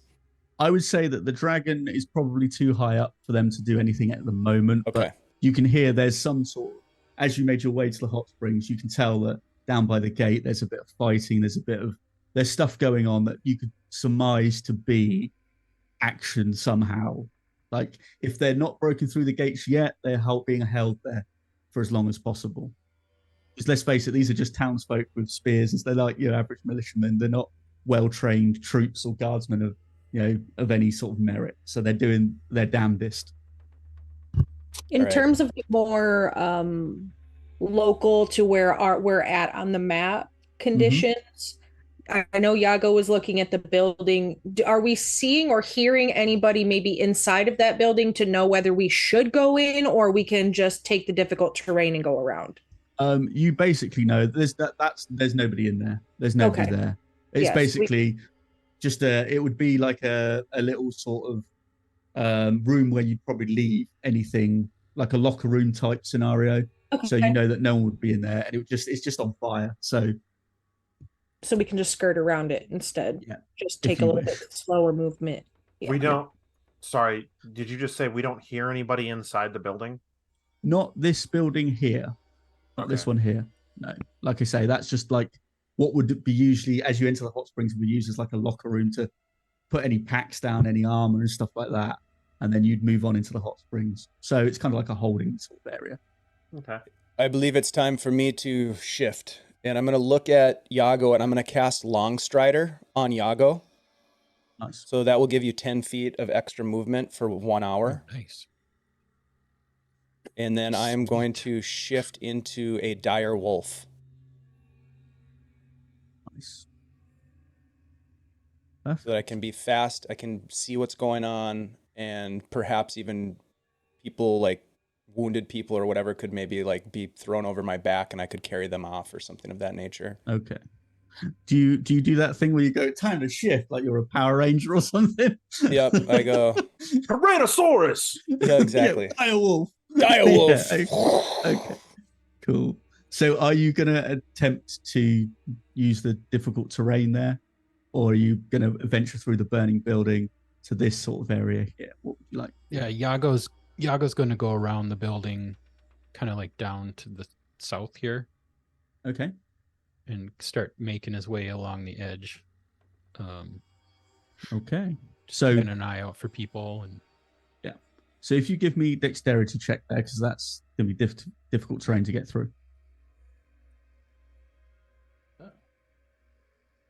Would this be a save or just a regular dex? Just a regular check. Just a regular check. We'll be fine. 17. 17. Okay, you're perfectly fine moving through there. Are you following Hayduk? You going through as well?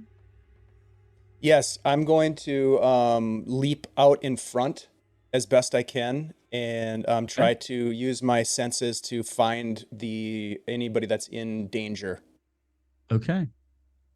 So you're going to leap. You're not going to go through. No. I'm not going to go through the building unless I sense, through my enhanced hearing or enhanced sense of smell that there's anybody inside. I'm going to avoid that, and I'm very focused on finding people to save. Okay.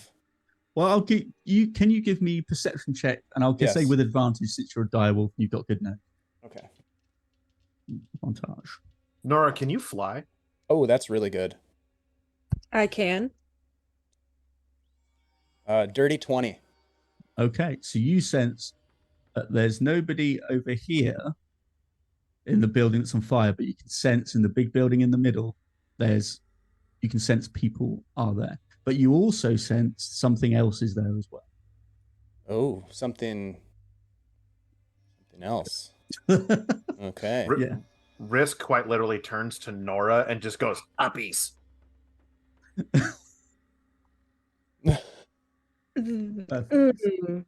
Lovely. I'm not gonna fly yet though, because my wings are still broken and it takes a lot of my magic, and I want to make sure that it's like the perfect time. So uppies next time, and then you can throw flaming fireballs. Uppies. Just risk saying uppies. Uppies. Uppies. Still like a little hop. Uppies. Cool. Perfect. Well, no, because Risk is looking at it like as in the sense, well, if Nora can fly, right, she can literally pick him up and drop him on the other side of the difficult terrain kind of thing. However, in my mind, she probably just drops him straight into the hot spring versus actually setting him down gently. But that was just what was going through in my head.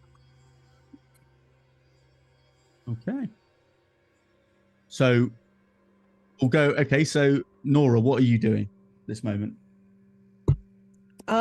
Not flying, because I can only do that if it's absolutely needed.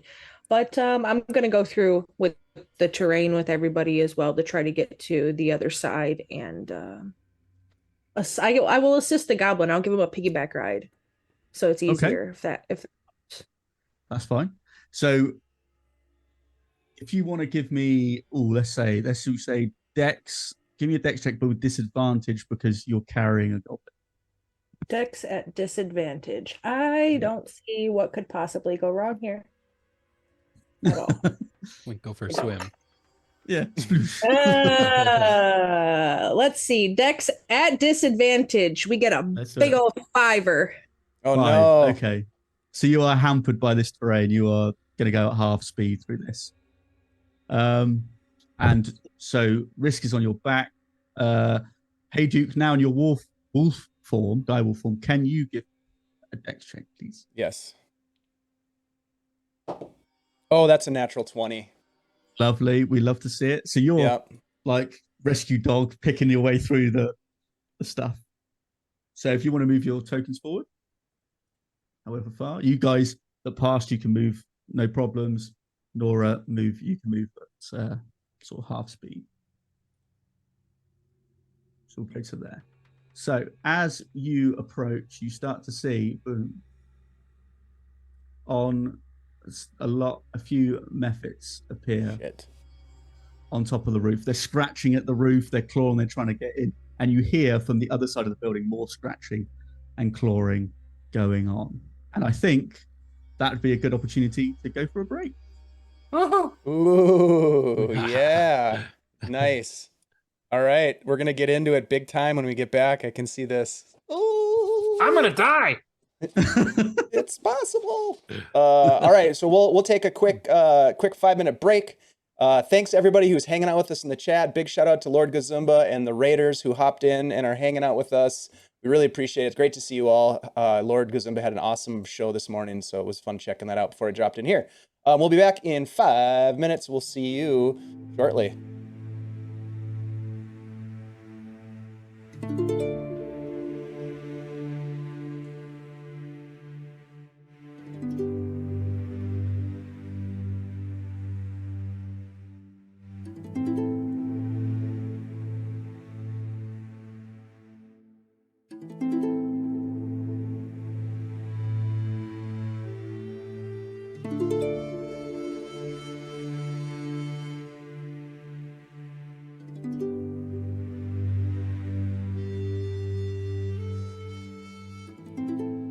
And we're back. Welcome back. So, thank you for joining us. Our intrepid heroes have arrived at the small town of Fairward Falls on their travels. They're a bit exhausted, a bit tired, but they're here for rest and relaxation until tonight. Unfortunately, something bad's happened tonight, and the town has been attacked by, it's a dragon attack with other bits and things going on around the town. Everything's afire, there's chaos everywhere, and our heroes have decided to head for the hot springs to rescue the healer. And we find them now as they jump back in with an interesting dilemma in front of them. So let us see what they are going to do. Over to you guys. What do you want to do? I'm going to race forward as far as I can get before this stuff pops off. Okay. I would like to hear, maybe. Yep, that's fine.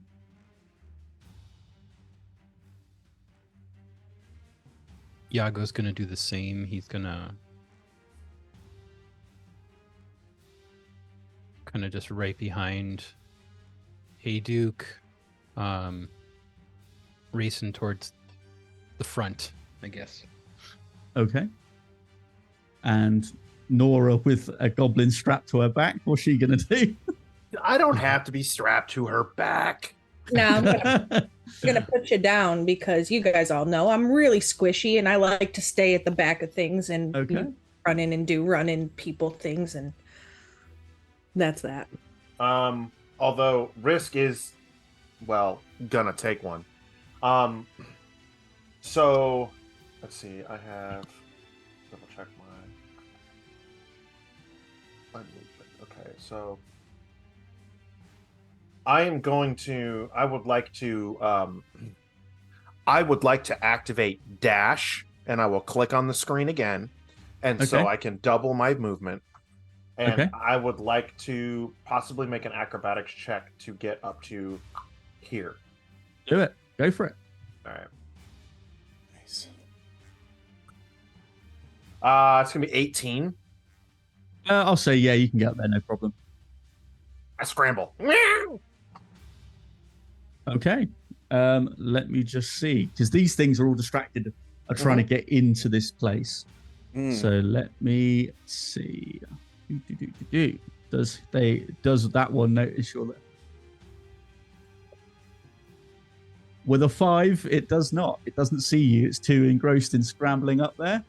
So what do you want to do? I'll let you act first. I am gonna 100% sneak attack. Go for it. All right.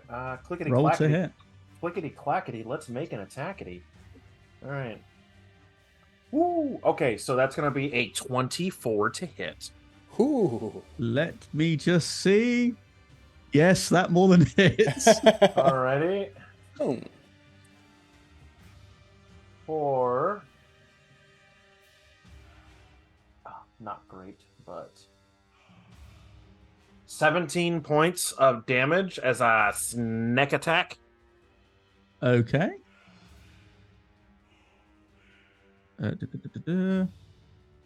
Can you give me a Constitution saving throw, please? Mm-hmm.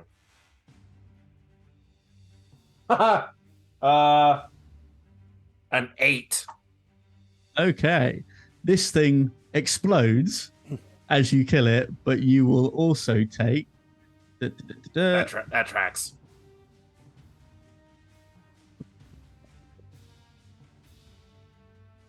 2 points of damage from that. As you're covered in ash, and it's just you're a little bit singed from that. He just shouts, "They blow up!"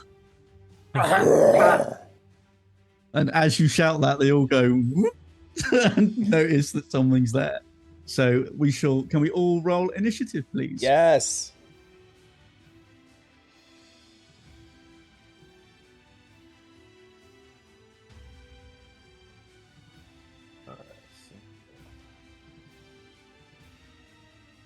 You got a 17 from Nora. Yago also 17. got 17. So who's got the higher dex out of you two? +2. I have +3. Okay, so Nora goes first. I have rolled an 11. Risk has a 15. Risk 15. Okay. Hey, what did you say? 11 for yours? Correct. Yep. Okay. For some reason, I can't add you to initiative. Don't know why. Okay.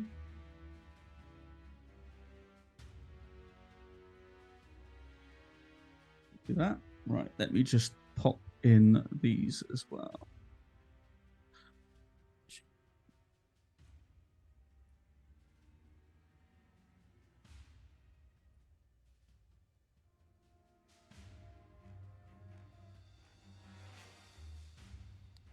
And Iago, don't forget that you have Longstrider. Yeah. I think Nora goes first before me. Oh, sorry. Yes, that's Yeah. right. Just add that in there. So, Yeah.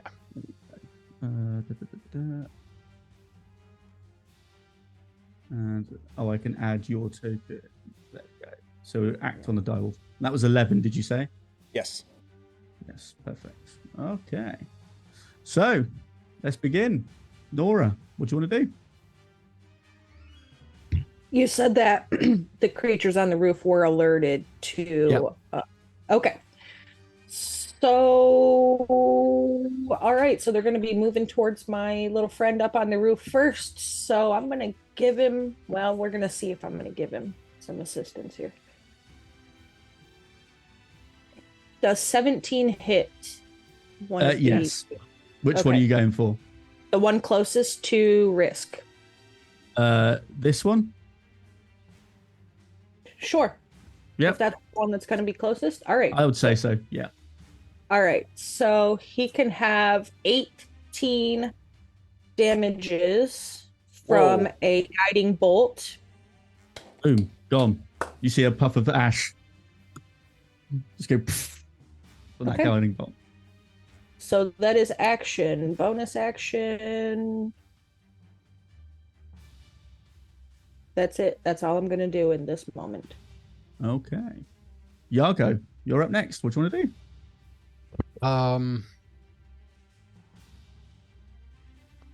He's gonna race up to the building. Can you see anybody inside?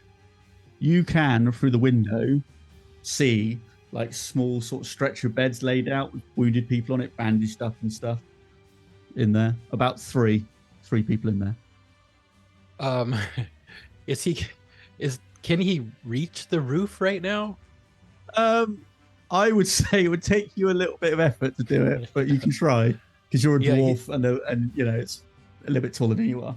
Y'all laughed at me earlier for uppies. I recognize my height limitations. And solved them. Yeah, I mean, he's got abilities that might help him, but I think I'm going to hold on to those for now. But yeah, he's going to try to clamber up the side of this building so he can get up to the roof because he saw this one. Okay, so I don't know if I so need to... I'll give me athletics then because you're going to try and give me an athletics check as you try to. The dwarf tries to clamber up this wall. Too bad. What's my plus here? Oh, nice. It'd be 21. Yeah, you scale up there like a weasel, just like scurry up there, no problem. Ferret it up the roof. I don't know. absolutely. Let's see those. How much? I don't know how that would affect my movement. We'll say it'll take 5 foot of your movement to get up there. 5 or 6 foot of your movement. Okay. So that's like. Okay, yeah, I still have some movement to move up and attack Yep. this. Go for that effort one. here. Yeah, that's fine. So I'm gonna pull my maul and start swinging. Time to go to work. Oh, not great.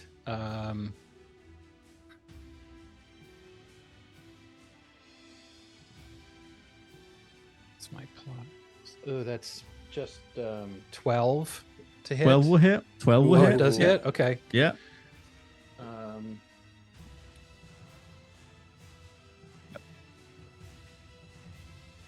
That's 13 bludgeoning. Okay. You see it sort of like reacts to your strike. Okay. Is there anything else you'd like to do? Yeah, as a fighter, he has an extra attack, so I'm gonna swing again. Okay, go for it. So that's 18 to hit. Yeah, that hits.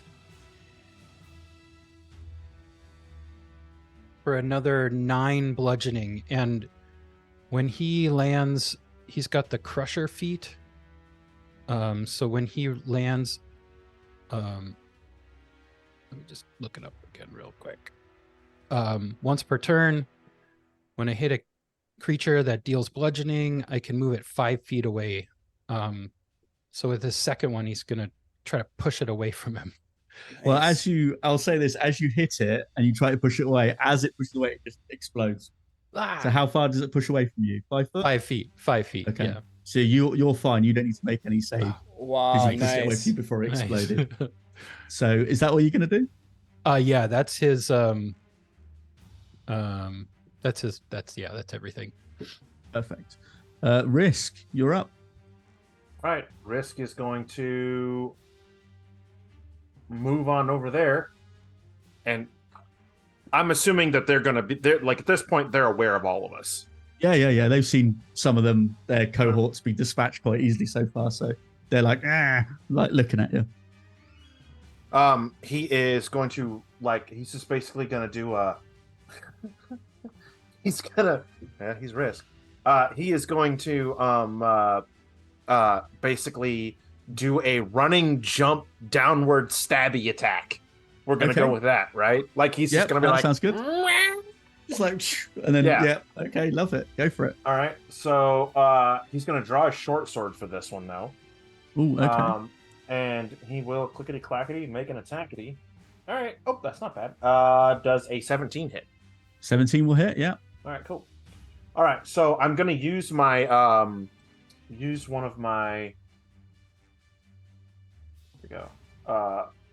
Click it. There we go. Click it. All right. One of my Fury of the Small.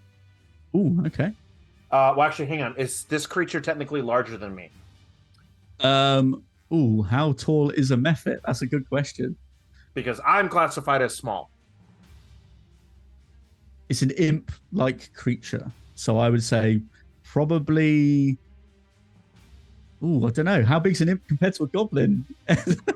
One of life's questions. So like it says, as if the creature whose size is larger than yours They're small. with an attack or a spell, you can gain +3 damage. They're categorized as Okay. small, it looks like. Okay, Yeah. so no, Fury of the Small won't work. Womp womp. Oh well, no Okay. worries. Wah, wah, wah. Womp womp. Save. All right. Save it. Save it. Save it. All right, for a whole 7 points of damage from my short sword, or correction, 10 That was your points. short 10 points. Yep. Okay. Perfect. Is that all you can do? Is that everything? Yes. Unfortunately, I only get one So- attack action. Womp womp. Onto this one. He is going to. Let me just check something. To there. He's going to go straight for Yargo. He's going to go for some claws. A claw attack. An 8, I assume, misses. Yeah, that misses. It's like slash, and he tries again. terrible, and a 7. So you got Oh, these yeah. ash claws just trying to strike at you, but you're just bobbing, weaving, getting out the way. So that's it. Over to the Dire Duke. Dire Duke. Yeah, Dire Duke. I like that. Yeah. Dire Duke is going to leap. I have a lot of movement. I have 50 feet of movement in this form. So I'm going to leap up onto the rooftop. Yep. And then I'm going to try to make a shove attack against this Mephit. And try to push it away from my friend. Is that going to be contested? Contested strength, is it? Or do you just have... Yeah, no, just it able would to shove? be contested. Yep. I do get advantage because I have pack tactics, which is pretty sweet. Perfect. Go for it. And Okay. this Mephit will be rolling with a -3 to its strength. So it's not very strong. Okay, I have a +3 to strength. Here we go. Okay. 16. You win. It rolled a 7 -3 is 4. So Oh, wow. it's I'm gonna- gone. Where? How far is it going backwards? Just gonna push it back like 5 feet. Okay. Perfect. Does it take any And- damage or just push back? No, just push it back, and then I'm going to use the rest of my movement, if possible, to get here. I can't do anything, but if I can get there, that's what I'd like to do. Okay. And just perfect. menace this Mephit. Okay. So as this Mephit sees a wolf coming towards it, it's going to try and give a couple of attacks to Risk. No. So, just no. No. So, oh Jesus Christ, that's an 8 to hit. That doesn't hit, I imagine. Nope. Nope. I'm all jumping around all nimbly bimbly. And a 10 doesn't hit either, I imagine. No. No. So just again, scratchy, ash claws, completely just caught off guard. So we're back to the top with Nora. And just gonna do some blasting because it seems to be working for me at this point. Do it. So Yago is by himself. That's not doing anything. That's a natural 1 for that. Oh no. And 17 on the second one. Second one will hit. Cool. So he can have 13 force damage and also be pushed 10 more feet away. Oh, Yago. So he's going to there then. He's literally just... But this is just... He's made of like ash and smoke, so he just like floats off the roof out of harm's way. And that was And- 13 damage, wasn't it, to that one? Yeah, 13. And I'm going to get a little closer because I'm wanting to listen to see if there's anybody in that building or if they're farther out. Okay. Did you... Which building are you looking at? This one here? The one right in front of me. I'm Okay. not going to roll anything because I already used my action for the turn. Okay. But I do perfect. have a passive of 13 if that will help. me at 13. all.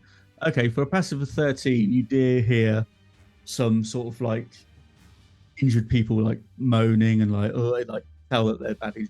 But you also can hear on the other side of the building around here some more like scratching and clawing at like glass and wood. Okay. Okay. So I'll give a holler to my friends and let them know that there's more on the other side, and then I'll end my turn.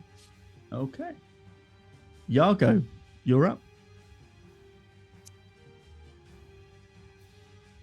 it's muted.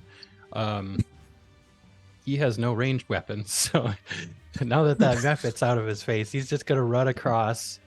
The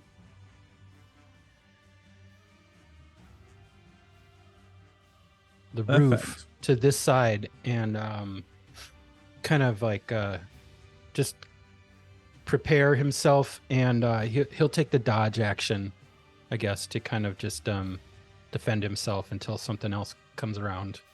Perfect. So as you get to the edge of this roof, you see a magma Mephit is scratching at that window there.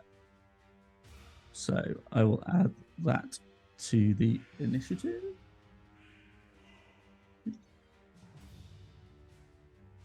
Cool. And is that your turn?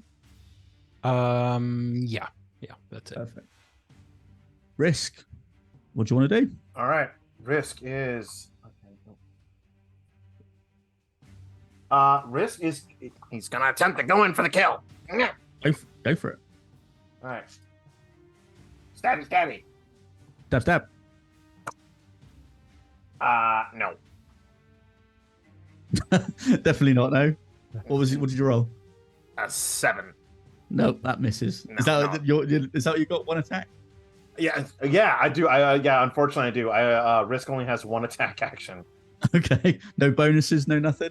No. All his bonus actions are escaping and hiding. Perfect. Classic rogue stuff. Mm-hmm. Okay. And now we're on to this method. So he is now going to go back up onto the roof to there.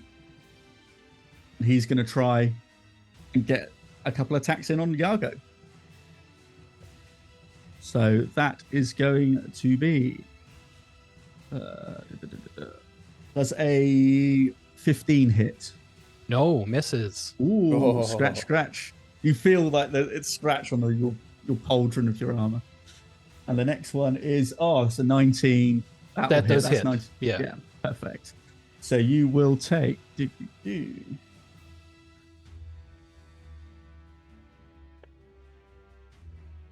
6 points of slashing damage from that method. Okay. As it just claws in and catches like a bit of open sort of skin on the side of your neck or something. There's a little bit of blood gushes out. So 6 points there for you. All right. Is that even with your dodge? Oh, no. yeah, that was with Sorry. disadvantage. Sorry. Disadvantage. I totally No, forgot about that's that. fine. I'll roll Good again. call. That's a 12. So that doesn't hit. So that misses. Sorry, totally forgot about the disadvantage. So Good call, I did Hoolie. too. Good looking take out. those pro bono rules here to help you. Yep. But no, take those Really 6 just a consultant. Yeah. consultant. No, good looking out. Totally Yeah. forgot. So yeah, take those 6 points back. Okay. And over to the Diaduke. All right, so Dire Duke is going to make an attack on this Mephit in front of Risk. And with Pack Tactics, that will be with advantage. Yep. So 17 to hit with a bite attack. 17 will hit. Yep. Let me just double check here on the damage is... Oh, yeah. That's pretty good. That's 13 piercing damage. Okay. If the target is a creature, it must succeed on a strength saving throw, a DC 13, or be knocked prone. Well, you don't need to because it just explodes in your mouth. Oh. as that disappears. So can you and Risk both give me what was it? Constitution? Con saves. Con save, sorry, yes, con save. 13. 11. 13 and 11. You both pass, it's fine. Oh, God. Nothing happens. Oh, thank God. Nothing happens. So this magma method here, you can see a dwarf poke his head over the side. So he's gonna go 5, 10 up there, and now he's gonna have a little bit of a go at you. So let's have a look. This is with disadvantage, right? Yeah, my dodge is still active.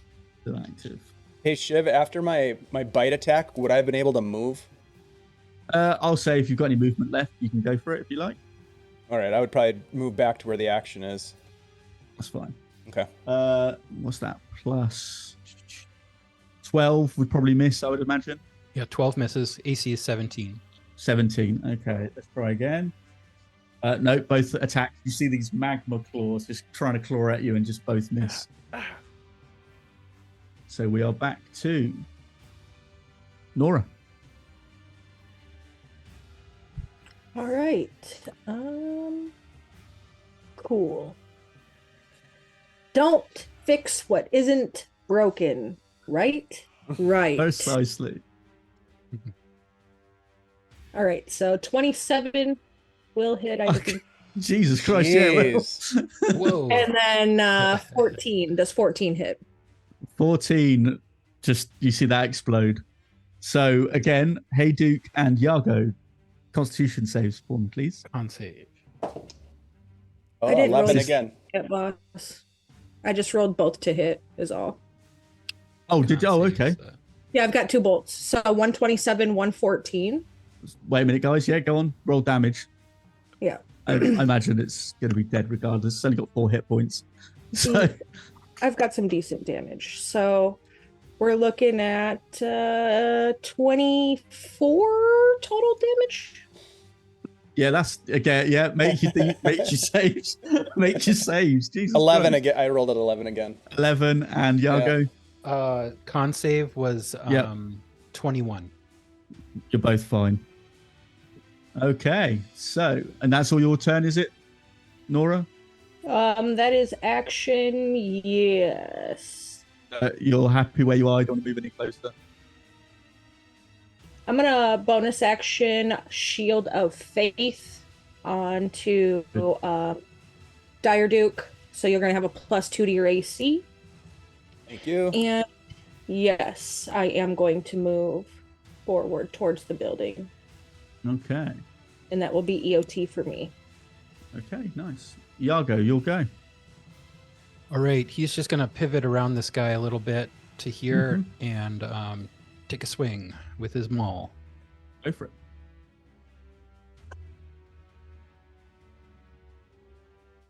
All right, the first is 16 to hit. Does that hit? Hits. Yep, hits. That's so that's 12 bludgeoning. Okay. And then he's got the extra attack. Yep. Ooh, that's not so great. That's only a 10 to hit. I assume that misses. Ooh, that just misses. Just All misses. right. Oh. Yep. As you swing down, the magma effort just sort of parts and then reforms after you. Come here. You know, Slippery guy. That's gonna be it. okay. So as you start to see this thing, you're thinking, "Oh, we've got 'em cornered." You see another boom, Oh. boom pop up. So let me just add these to the initiative Uh-oh. because they've now heard the commotion on the roof. They were trying to get in, and they're not happy that stuff's going on upstairs. So let's add Mephits them. don't strike me as particularly happy creatures in general, I'm thinking. Right? I mean, Are they a I little think so. ornery? I would say so. Yeah, they're Yeah. not the best. Would best you thing. say they're a little hot-tempered? Yeah. I would say so. Yeah. Yeah. Yeah. They do like to So- blow a lot of smoke. Mhm. Yeah. A bit hot-headed. Wow. Risk, you're up. All right. Have they noticed Risk? They wouldn't have because they've noticed their other companion being attacked by the wolf and the dwarf. Okay, so for that then, Risk is going to put away his dagger and he's going to pull out his short bow. And he is going to, as a bonus action, hide. Okay. And then move to here and then get a snack attack on the Magma guy Method here. 3. This one here, yeah. Yep. That's the one. Perfect. All right. This one, yep, and- go for it. Oh, natural 20. Oh, boy. Oh, nice. Wow. Roll that damage. Right. So I get these, and I get these, and I get these, and I get this. How do you guys do? We'll just do it the normal way. Just do it as you would normally. Okay. Oop. So that's Sweet. gonna be. Wait. So it's roll the dice and double it. Yep. Okay. My short bow, plus neck attack damage, is gonna be like 24 points of damage. Wow, that thing just explodes. Nice. You see it just this hot magma just pours, it just explodes and burns the ground around it. Is that everything? Is everything I get one attack a turn. That's all I Oh, can yeah. do. Same here. Same here. That's cool. That's cool. Right, over to the Dire Duke then. All right. Dire Duke is going to race forward and try to take a bite out of crime. Okay. McGruffin, the crime dog. That's right. And I get advantage because I got pack tactics. Nice. Go Hey. for it. Yeah. That is going to be a 21 to hit. That hits. Start throwing some bigger stuff at you guys. You got some 12, big, big 12 piercing. Yeah, that's gone. So again, we'll go. Let's have a look. Yep. Iago and Diadu, can you please give me Constitution saving, dexterity saves for this one? Sorry, dexterity Save. Okay. save. Probably not too great for me. Yeah, it's just an 8. Okay. And does the wolf? Next. I think you're muted.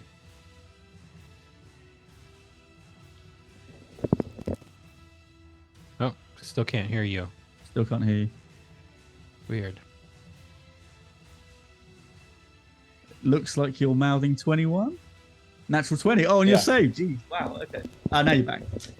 Cool. So Oy vey. Iago takes 6 points of fire damage from the burst. 6. Okay. 6 points of fire damage. And that's all you can do. So we're over to Mephit number this one. So he's going to go turn up onto the roof Oh boy. and just get to there. That's all he can do. That's all he can move. Just use some of his movement to get on the roof. So back to Nora.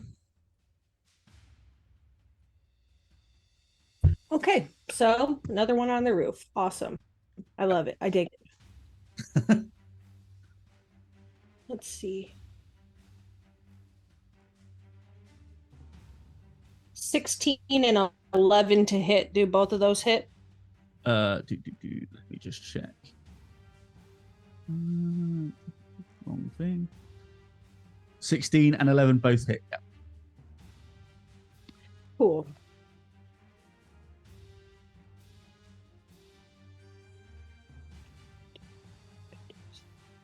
$27 total damage. Oh my god. Wow. Hey, Gone. Boom. That's it. And with that strike, magic. burns, evaporates into magma or disperses into magma, and that's it. You're out of combat. We are Good. done. I'd like to get to the door and get it open. Nice. So, yep, go on. I was just gonna say Iago drops down, kind of hangs from the roof and drops down and kind of rushes to the door to try to get into the building as well. You can, as you try to do it, you realize that from the inside it's quite well barricaded. Open up! Open up! You've got to get out of there! He's gonna start yelling. You see like a couple of people start pulling away, and you see this little halfling woman, big like round fat face and like a cook's apron, sort of poke her head out. She's like, "Who's there?" Growl at her. We're here to help. You have to get to the keep. We have to run to the keep. Who sent you? Oh, I forgot the guy's name. Lufan. No, Lufan. Lufan. Yeah. There's no of those ash and magma things out there no more?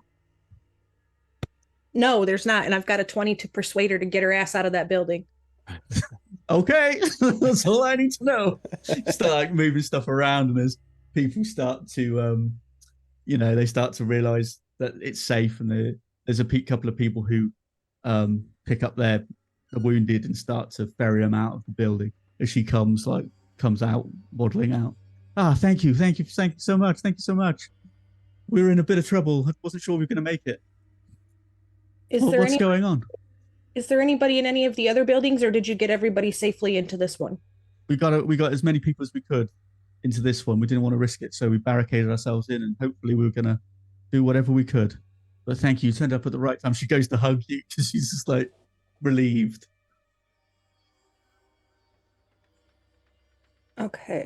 Okay. So you go to the keep. Let's make sure nobody else is here, and then we got to get to the food stores to make sure that's safe next, right? That's the next on the list. Yeah, Yeah. it is. Okay. Yago? I was just gonna say, was that Beetle? Yeah. She's like, Okay. oh, I'm Beetle Pontoon. I'm the healer of this time. Does anyone need any healing? Are you guys okay? Beetle Pontoon. Yeah. That's a great name. That is amazing name. Yeah.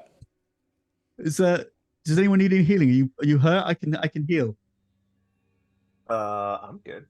I mean, I'm still working on the temp hit points that Nora gave me. Yeah. Well, Yago got a little singed by one of those, so he might kind of like,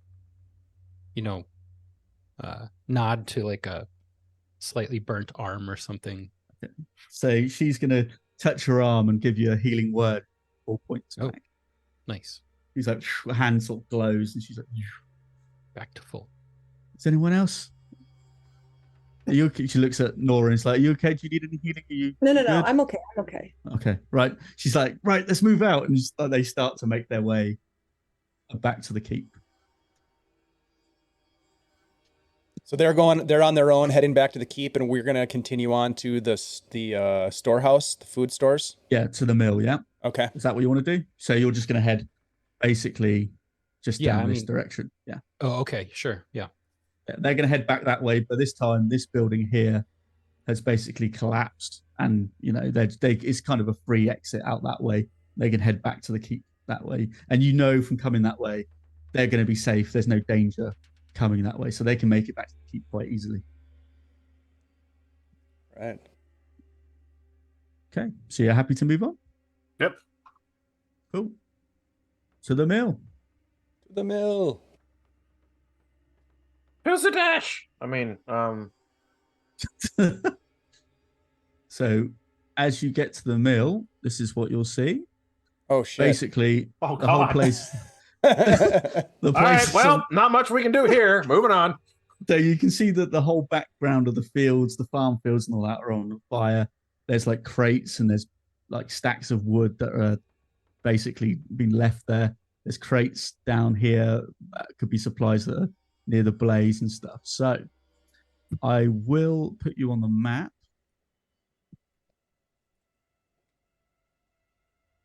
Are you still in your direwolf form? Yes. Okay. Have you got that token? You can just drop on the map. All right. Should have copied that. Never mind. Yeah. So let's have a quick look.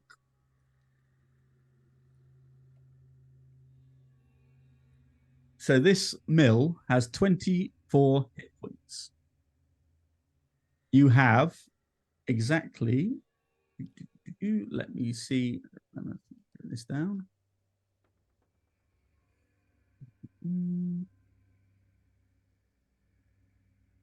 I've lost it. There we go. You have about 3 rounds to stop this from burning down. So 24 hit points. So everything you do will take a d6 of hit point of fire away. No, sorry. Everything, if you don't succeed, a d6 of the hit points of the mill goes. Okay. So you have to hit everything in this place is a DC 15 skill check to try and extinguish, either put out the fire, extinguish it, or do whatever you got to do. Move any, like, if you see the wood there or anything that can, catch a light. So after 3 rounds, it will 3 or 4 rounds. We'll say 4 rounds. That's fair. 4 rounds, it will basically collapse or explode. Oh. What do we have to extinguish said fire with? Whatever you got on you, whatever skills, whatever things you want to do, everything like that. A if you've got rainstorm spells, would if be you could- nice. if Rainstorm you've got, magic. Yeah. Yeah, anybody got those? Looking at you, Druid. Can you make it rain? Make it rain! No, but I do have mold earth, so I could potentially clear a path or like push dirt up onto flame to try to put out anything that's combustible. Okay. let's see. That sounds good. That would basically be a way to clear a path to the mill if we want to get in and and like start pulling things out of the mill to save them. Yeah. So I guess, but to do that, I'm gonna have to drop out of. Yeah, I'll drop out of my beast form, Okay. and I will do that. I will ask for some direction. I did not plan ahead in terms of this blind aspect of my character and wondering how that works with some of the spells that I took. I didn't think it through all the way. Smoke. You can smell the fire. You can smell the burning. Yeah. I mean, So I guess one of the others can say, like, this is an absolute shit show. This mill is ablaze. So, actually, I misread. It's 24 hit points. The fire has 24 hit points. So, every time you succeed, it will take a d6 to snuff out that fire. I'm gonna use mold earth to try to put some of the fire out. Okay. Go for it. So, mold earth. Do you have to do anything with that, or just cast it? Just cast it. It's a cantrip, so I can keep Whereabouts casting it. would you like to? Where would you like to cast it? I'll ask my companions. Where's the door? Where's the blaze? I'm gonna try to cast it right at the door. Just point me in the right direction. Yago will grab his arm and kind of direct him. Yeah, we aim him. Oh, we just move him and aim him. A little to the left. So the door is here, but that doesn't seem to be. The roof's a bit on fire, but the windmill blades are on fire.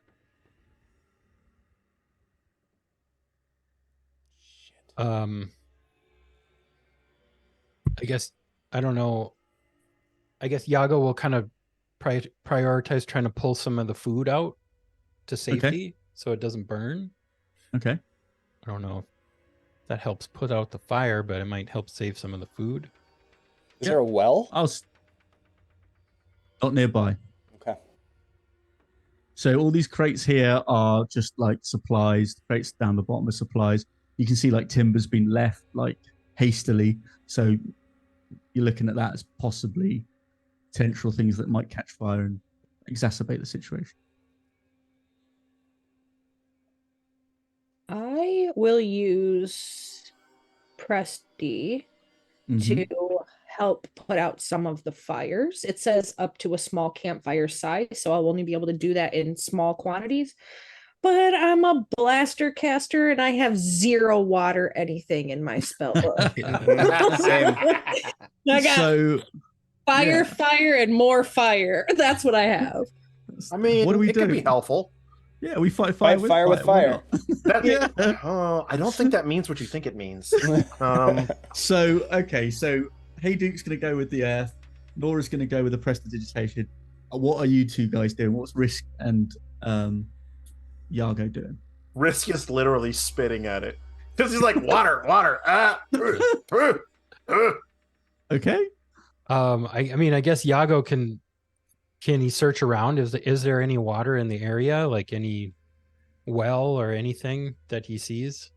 Nope. Unfortunately, this is just a very sort of. It's just a field with a mill in it. No water, no nothing like that. I mean, like you said before, you are more than welcome to try the door. It will just take a strength check to see if you can maybe smash the door.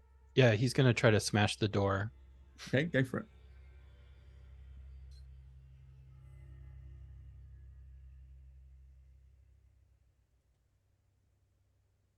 Ooh.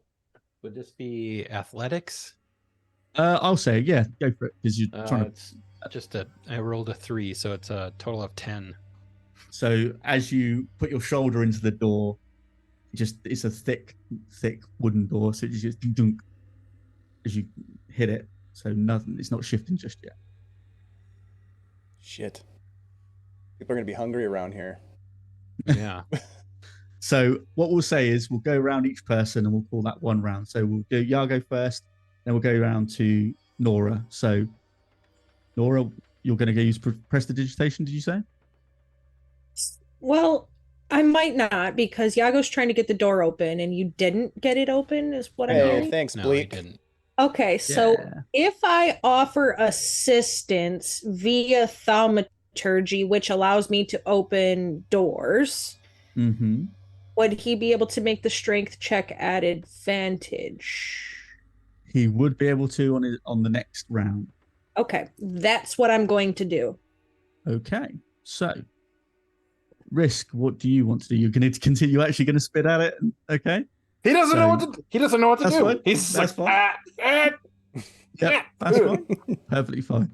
I mean, like about the only other thing that he could do to possibly help is he will like quite literally just run up over here, find a small patch of fire, and try and pee on it. Like that's about all he's got on him.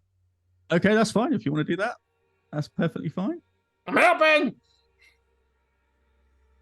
Thanks a lot, Bleak Season. We all have an advantage. Oh, Thank you. Thank you. Boo to Bleak. So yeah, give me a roll then, Risk. Let's see what happens.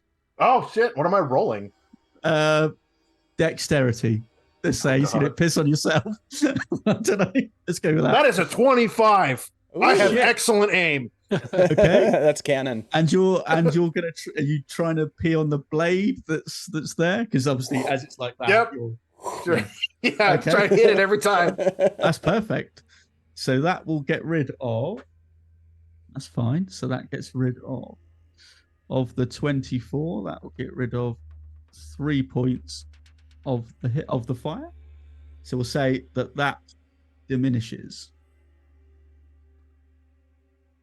Perfect. So now we'll go to Haydu. I'm going to use that mold earth. I'm going to get up as close as I can. I'm going to try to use mold earth to sort of put the fire out when it's burning on the ground anywhere. So are you thinking over here or Yeah, or like over at here right there, like at the base of the windmill. at this blade? Okay. Yeah. Go for it.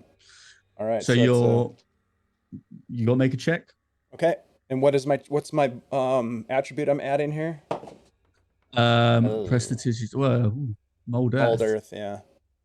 What would we say for that? I mean, I could add my Arcana, I suppose, which is nothing. Go for that. Yeah. Plus 0.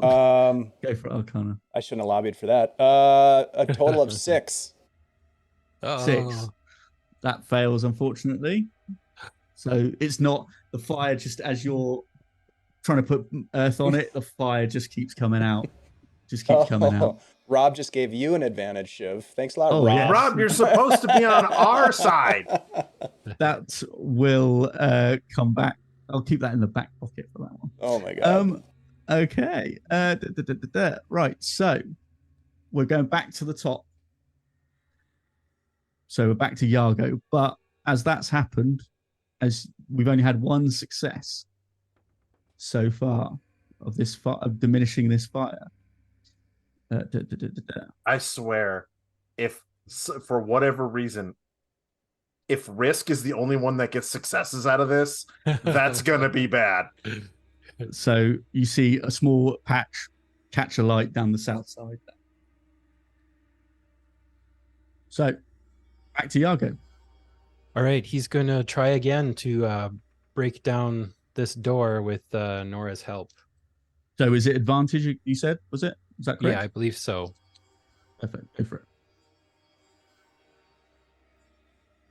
All right, that is an 18 this time. 18. Yeah, the door Yeah. gives way. And you sort of stumble into this room.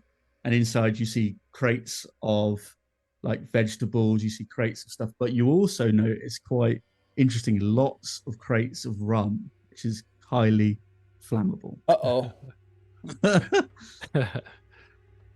I mean, I don't know if it's still my turn or not, but he's gonna Yeah, race, we'll say it's your turn. Yeah. race in and start trying to pull these barrels of rum out before they Okay. explode. So I'll give you an athletic check on this. All right. And if you succeed, this will take some hit points out of the fire because it's less something that can bust. Oh, pretty good. Dirty 20. Perfect. Okay. Can you give me roll me a d6, please? Actually, roll me 2d6 because that was good. I like that. 2d6. All right. Yeah. Shiv, you have another total of- advantage from someone called DM Dave. I don't know who that is. Ah, nice. A total of 5. But Fine. why? But why? But why? Okay, minus the 5. That's cool. Perfect. So that's your go. We're on to Nora. You're helping him. Are you still helping him, or are you going to do something different? Now that he's got the door open, I'm gonna go back to Presty to try to get it. I want to get off the blades because while oxygen can like put out a fire, it can also stoke it too. So I'm gonna keep that from happening because no exploding buildings would be freaking fantastic. So. Okay. So did you want to give a prestidigitation on this blade here? Is that what you're doing? On the this one here? Yeah. This Okay. big, yes, that. So did you want to just give me straight Arcana, if you would? Arcana. I mean, I'm all right at that. We'll see how this goes. Boom. Natural 20. 24. Oh, nice. Perfect. Lovely. Okay, so can you give me 2d6 as well?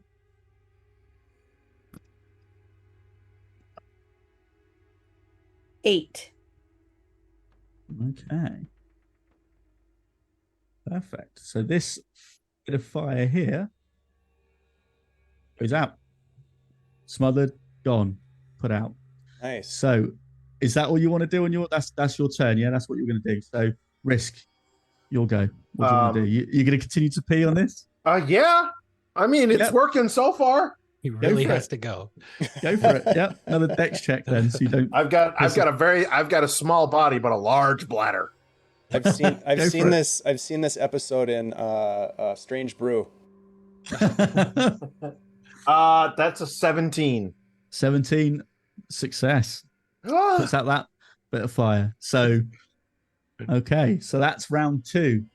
Oh no, we're back to Hey Duke. Sorry, missed you out. There you go. You'll go. I'm gonna try to use the mold earth again. Go for it. Yep. Give me a straight Arcana again. An 11. Does not work. Very ineffective. Again, the dirt goes on, but the fire's just too strong. Too strong. So we're back to the top, and this fire here is gonna expand a touch. Oops. And that's gonna add 3 back to the fire's hit points. So back to Yago. What are you doing? To try to, he's gonna run back inside, and to try to like put out some of these flames inside the tower. He's gonna like pull this blanket off of his pack, Okay. and just start trying to beat the fire down, smother it where you can. Cool. Go for it. Nice. Give me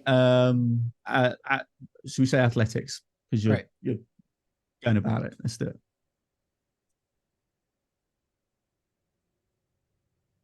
Athletics, pretty athletic. 16. 16. Okay. Give me a 1d6 then.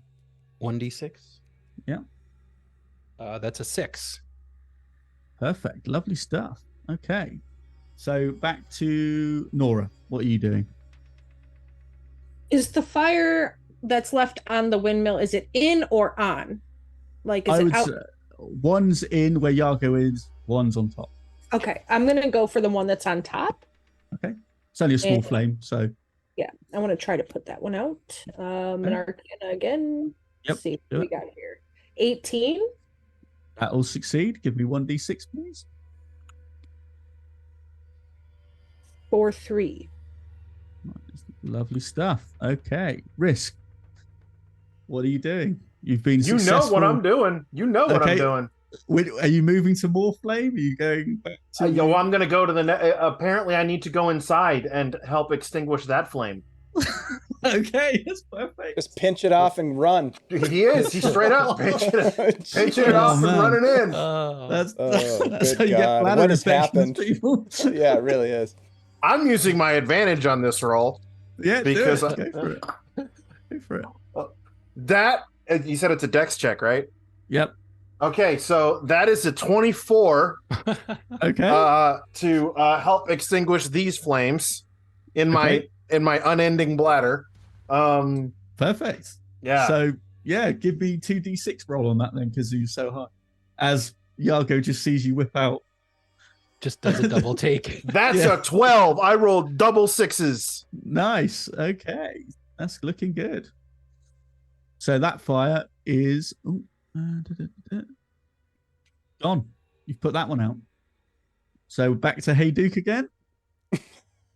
Oh my god. You Back to the know, prestigious. You're going back to the mold earth again. you know, is there any flame near him right now? Just this one to your south.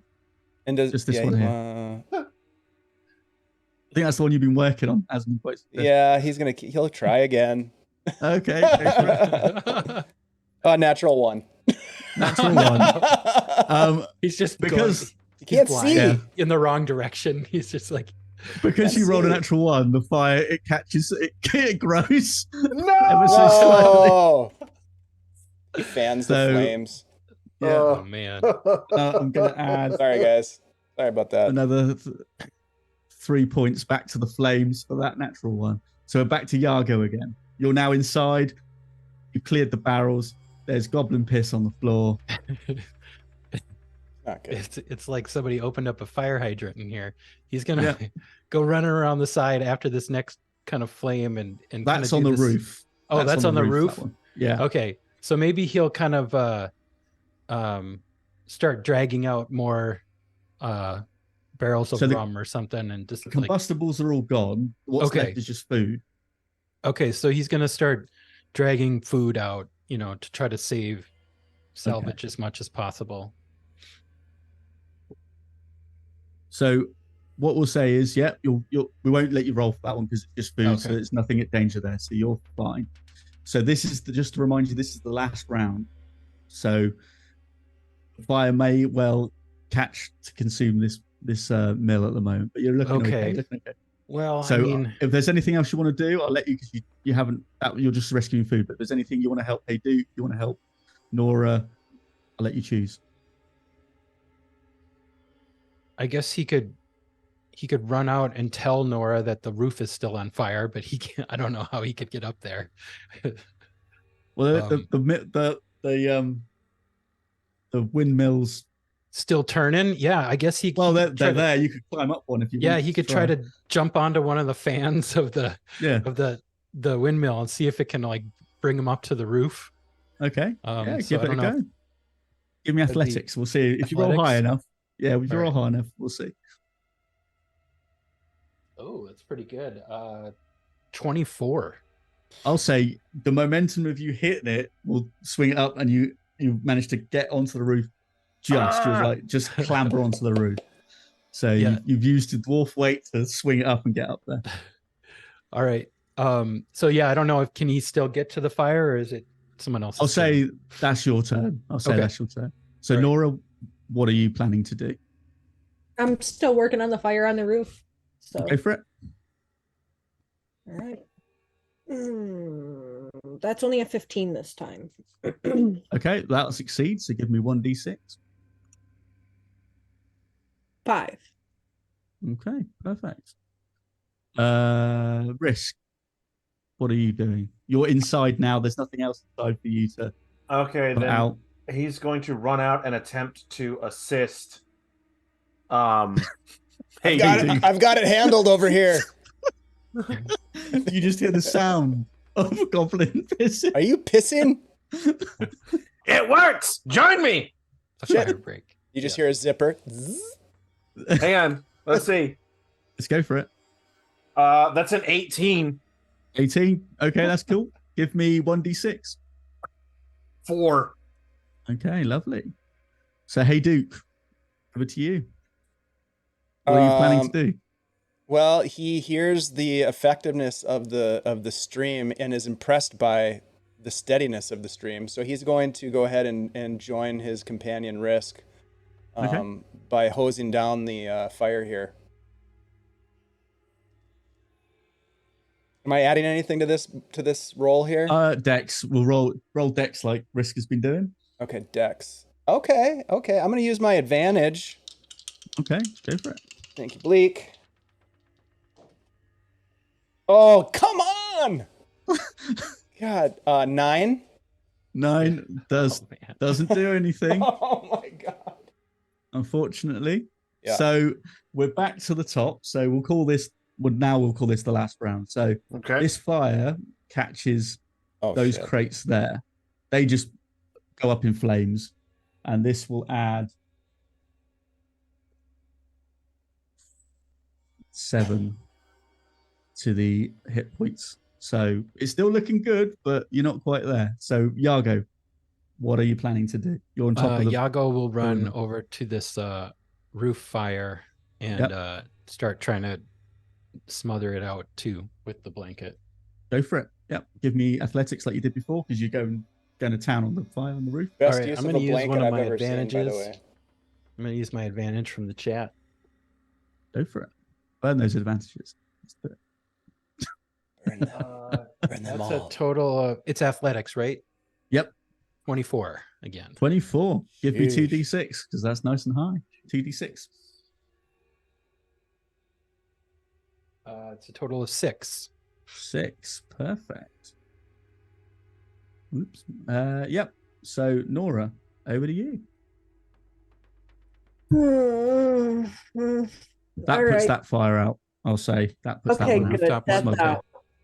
That's Great. I'm gonna help our friends that are Okay. peeing on things, I think. 18. 18. Yep. That's good. Give me 1d6, please. 6. That's it. And what were you using there? Prestidigitation. Yeah, and it's gonna smell like air freshener, like that chemically ass air freshener you get when you go to the Nice. rest stop. Gotta cover the pee smell. Nice. That gets rid of that fire. Thank That's God. gone. That's gone. Whoops. Move that around. Over to Risk. What are you planning to do? That fire's out. So That fires out. So is your bladder still good to go? we're reaching the end. We're reaching the Okay. end. Okay, so here's my question, right? Yep.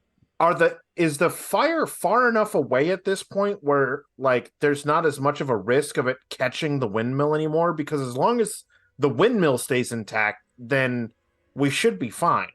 Yeah, I'll say that you're pretty close. I would say the only one is probably this bunch over here. The rest of it will probably burn itself out. That's far enough away. Then he will go. He'll run that direction. I don't know if we'll get there in this single turn, but he'll run that direction, and as he does, he'll pull out his water skin and start drinking it. Oh, nice. Right Okay. to as he's running over. Yes, Refill. that's right. That's right. Perfect. Could he have just used his water skin? Sure, but he didn't think about that. That's it. Okay. Oh, lovely. Right. Yep. That's your turn then. So we'll go to Hey Duke. Hey Duke just kind of looks over at his friend who's no longer there, Risk, and says, I don't think this is very effective. And he's just, he's old. So it's just kind of like an intermittent stream, just kind of like a couple of drops. He's having a hard time. Oh, no. Oh, God. Go get your prostate exams, people. Yeah, exactly. Let that be a lesson to you. That's the moral of this story. Yeah. He's so just going to. Are you heading, which fire are you heading to? This one down here, or are you moving off into another direction? I think he's going to follow the footsteps of his little friend in this direction, and probably try to find Nora and just observe at this point. I'm not very helpful. Okay. Well, sorry about that. As Risk's point will say, you're in the clear. You've set the mill is no longer on fire. You've removed everything that's combustible out of it. The rest of the fire around it, all this stuff will just sort of burn away. You have saved the mill. We're heroes. Yago will just ride one of the windmill blades back down to the ground. I wish I could have seen that. But as you look off into the distance, you see the dark shape speed back towards the town. And you see the hot springs that you've just rescued people from go up. It just explodes as it's hit by dragon fire. So you got the healer out, you got all the wounded out, but now it's just hit it and it's gone. The hot springs is no more. And we've got As it peels back around. We have stacks of like crates and things in front of the windmill at this point that we've pulled out of there, or have we? Yeah. That's basically safe. You could probably go back and tell people, tell Luthen that it's there. So what do you want to do before we end the session? Let's pick one more place you want to go. That's where we'll end it. Drink water. You've got Well, basically, you've got saved the mill. You've saved the people at Hot Springs. You've got the Sally Port, which is the exit to the town, and the treasury left to save. So I'll give you a moment for you guys to get together and decide. Where to next? As much as I like shiny things and all that glitters is gold, I think the entry to the town is probably most important. Reinforce the guards. I like it. Yeah. Especially if there was a armor sounding footprints coming up the valley, which means they're probably getting smashed over there, and it would be good to help get some extra hands in there. Aye. Okay. I So agree. you're heading. Let's go. Yep. Perfect. So you will head to the port, the Sally Port, which is the exit to the town. So let's go over there. Oh, this is good. Totally fine. Mhm. It's like it No. progressively just gets worse and worse and worse. So as you arrive, you will see. Boom, Uh-oh. boom. You're starting to see the level of destruction that this place is having. What is Uh-oh. that? Uh-oh. You start to see draconic foot soldiers. You're seeing kobolds with spears. You're seeing this port is this Sally Port, the exit of this town is heavily under attack. From the vantage point you can see as you're coming down the hill, there's bodies all over the place. And in the middle, you can see a very large draconic figure roaring in triumph with a large serrated sword. And that's where we'll end the session there. Ooh, Shiv. As Cliffhanger. This is just going so well. As you prepare to defend the Sally Port and rescue some folks. So we'll end it there. Awesome. Oh, thank you. Oh yeah. Yeah. We got this. Oh yeah. I just drank a whole new water skin. We're good. Yeah. My character is not built as a firefighter, so but that's Yeah, okay. That's no, okay. but- Apparently, goblins descend from camels. I'm just throwing that out there. Wow. Just absolutely riddled with some sort of kidney infection. Just pinching it off all the time. It's like, oh God, my pain. Joke's on you. I Saves. had that before this started. Oh, nice. Nice. Oh But no, my I want to God. thank my players. I want to thank the guys, Hooli, Kurt, Andy, Dave, all for joining in and being great sports for this. It's been good fun. Thanks to Dave again for producing this. This has been awesome. My pleasure. Yeah. Yeah, I thank the chat for jumping in and giving me some advantage. The guys have burnt them, so maybe next time you can give them some advantage. But I'll remember I've got 2 in the bank for the next session. So yeah, no thanks. I'll hand it over to Dave. Yeah, thank you, Shiv. Very fun. We will be back next week, same time, same place, for the part 2 of this 2-shot. So very excited to see how this all turns out. Fighting a dragon, which I didn't anticipate, but okay. That's going to be interesting. We have a couple of things going on this week that I should point out, and then we'll do some outros for the players. We'll be jumping back into our Heroes of Greyhawk on Tuesday, so please consider coming by for that. That starts at 7:30 p.m. Central. And then on Thursday, we have the finale.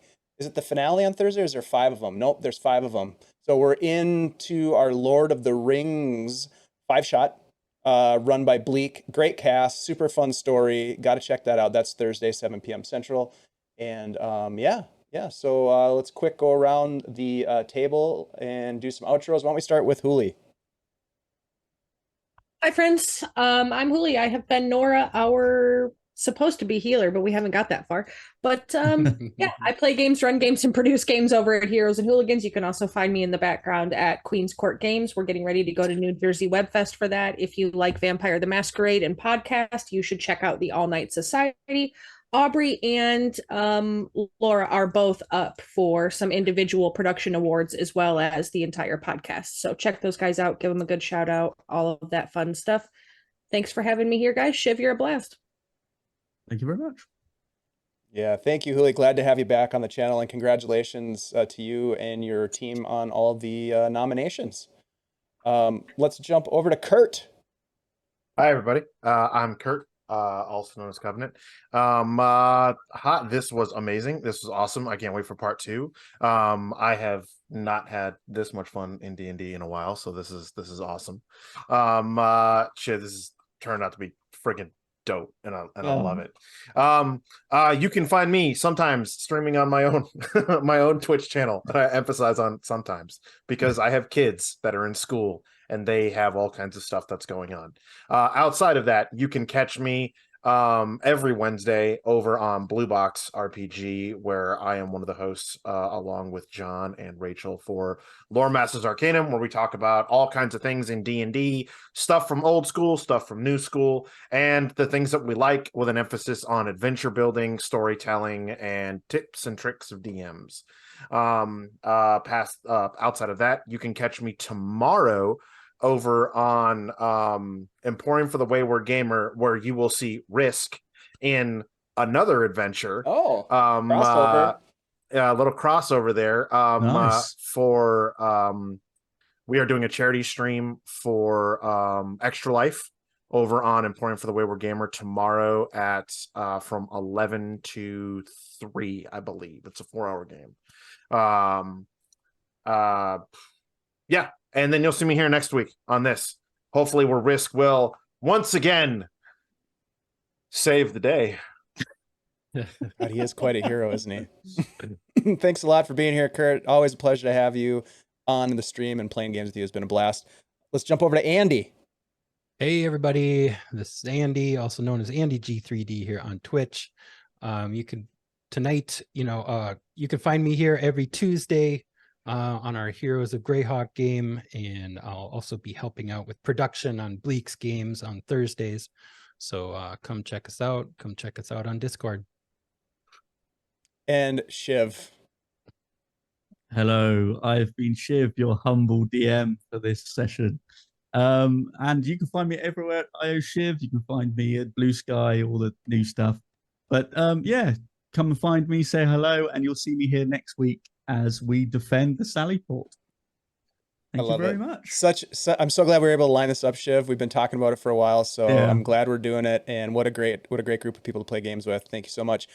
We are going to raid into our friends over at Dork Tales. So I'm going to get that started. Thank you all for coming over and hanging out with us. My name's Dave, host of the Guild Superior game today, and really appreciate y'all being here. So thank you for that. We'll see you on Tuesday for Heroes of Greyhawk. Take care, everybody. Bye-bye.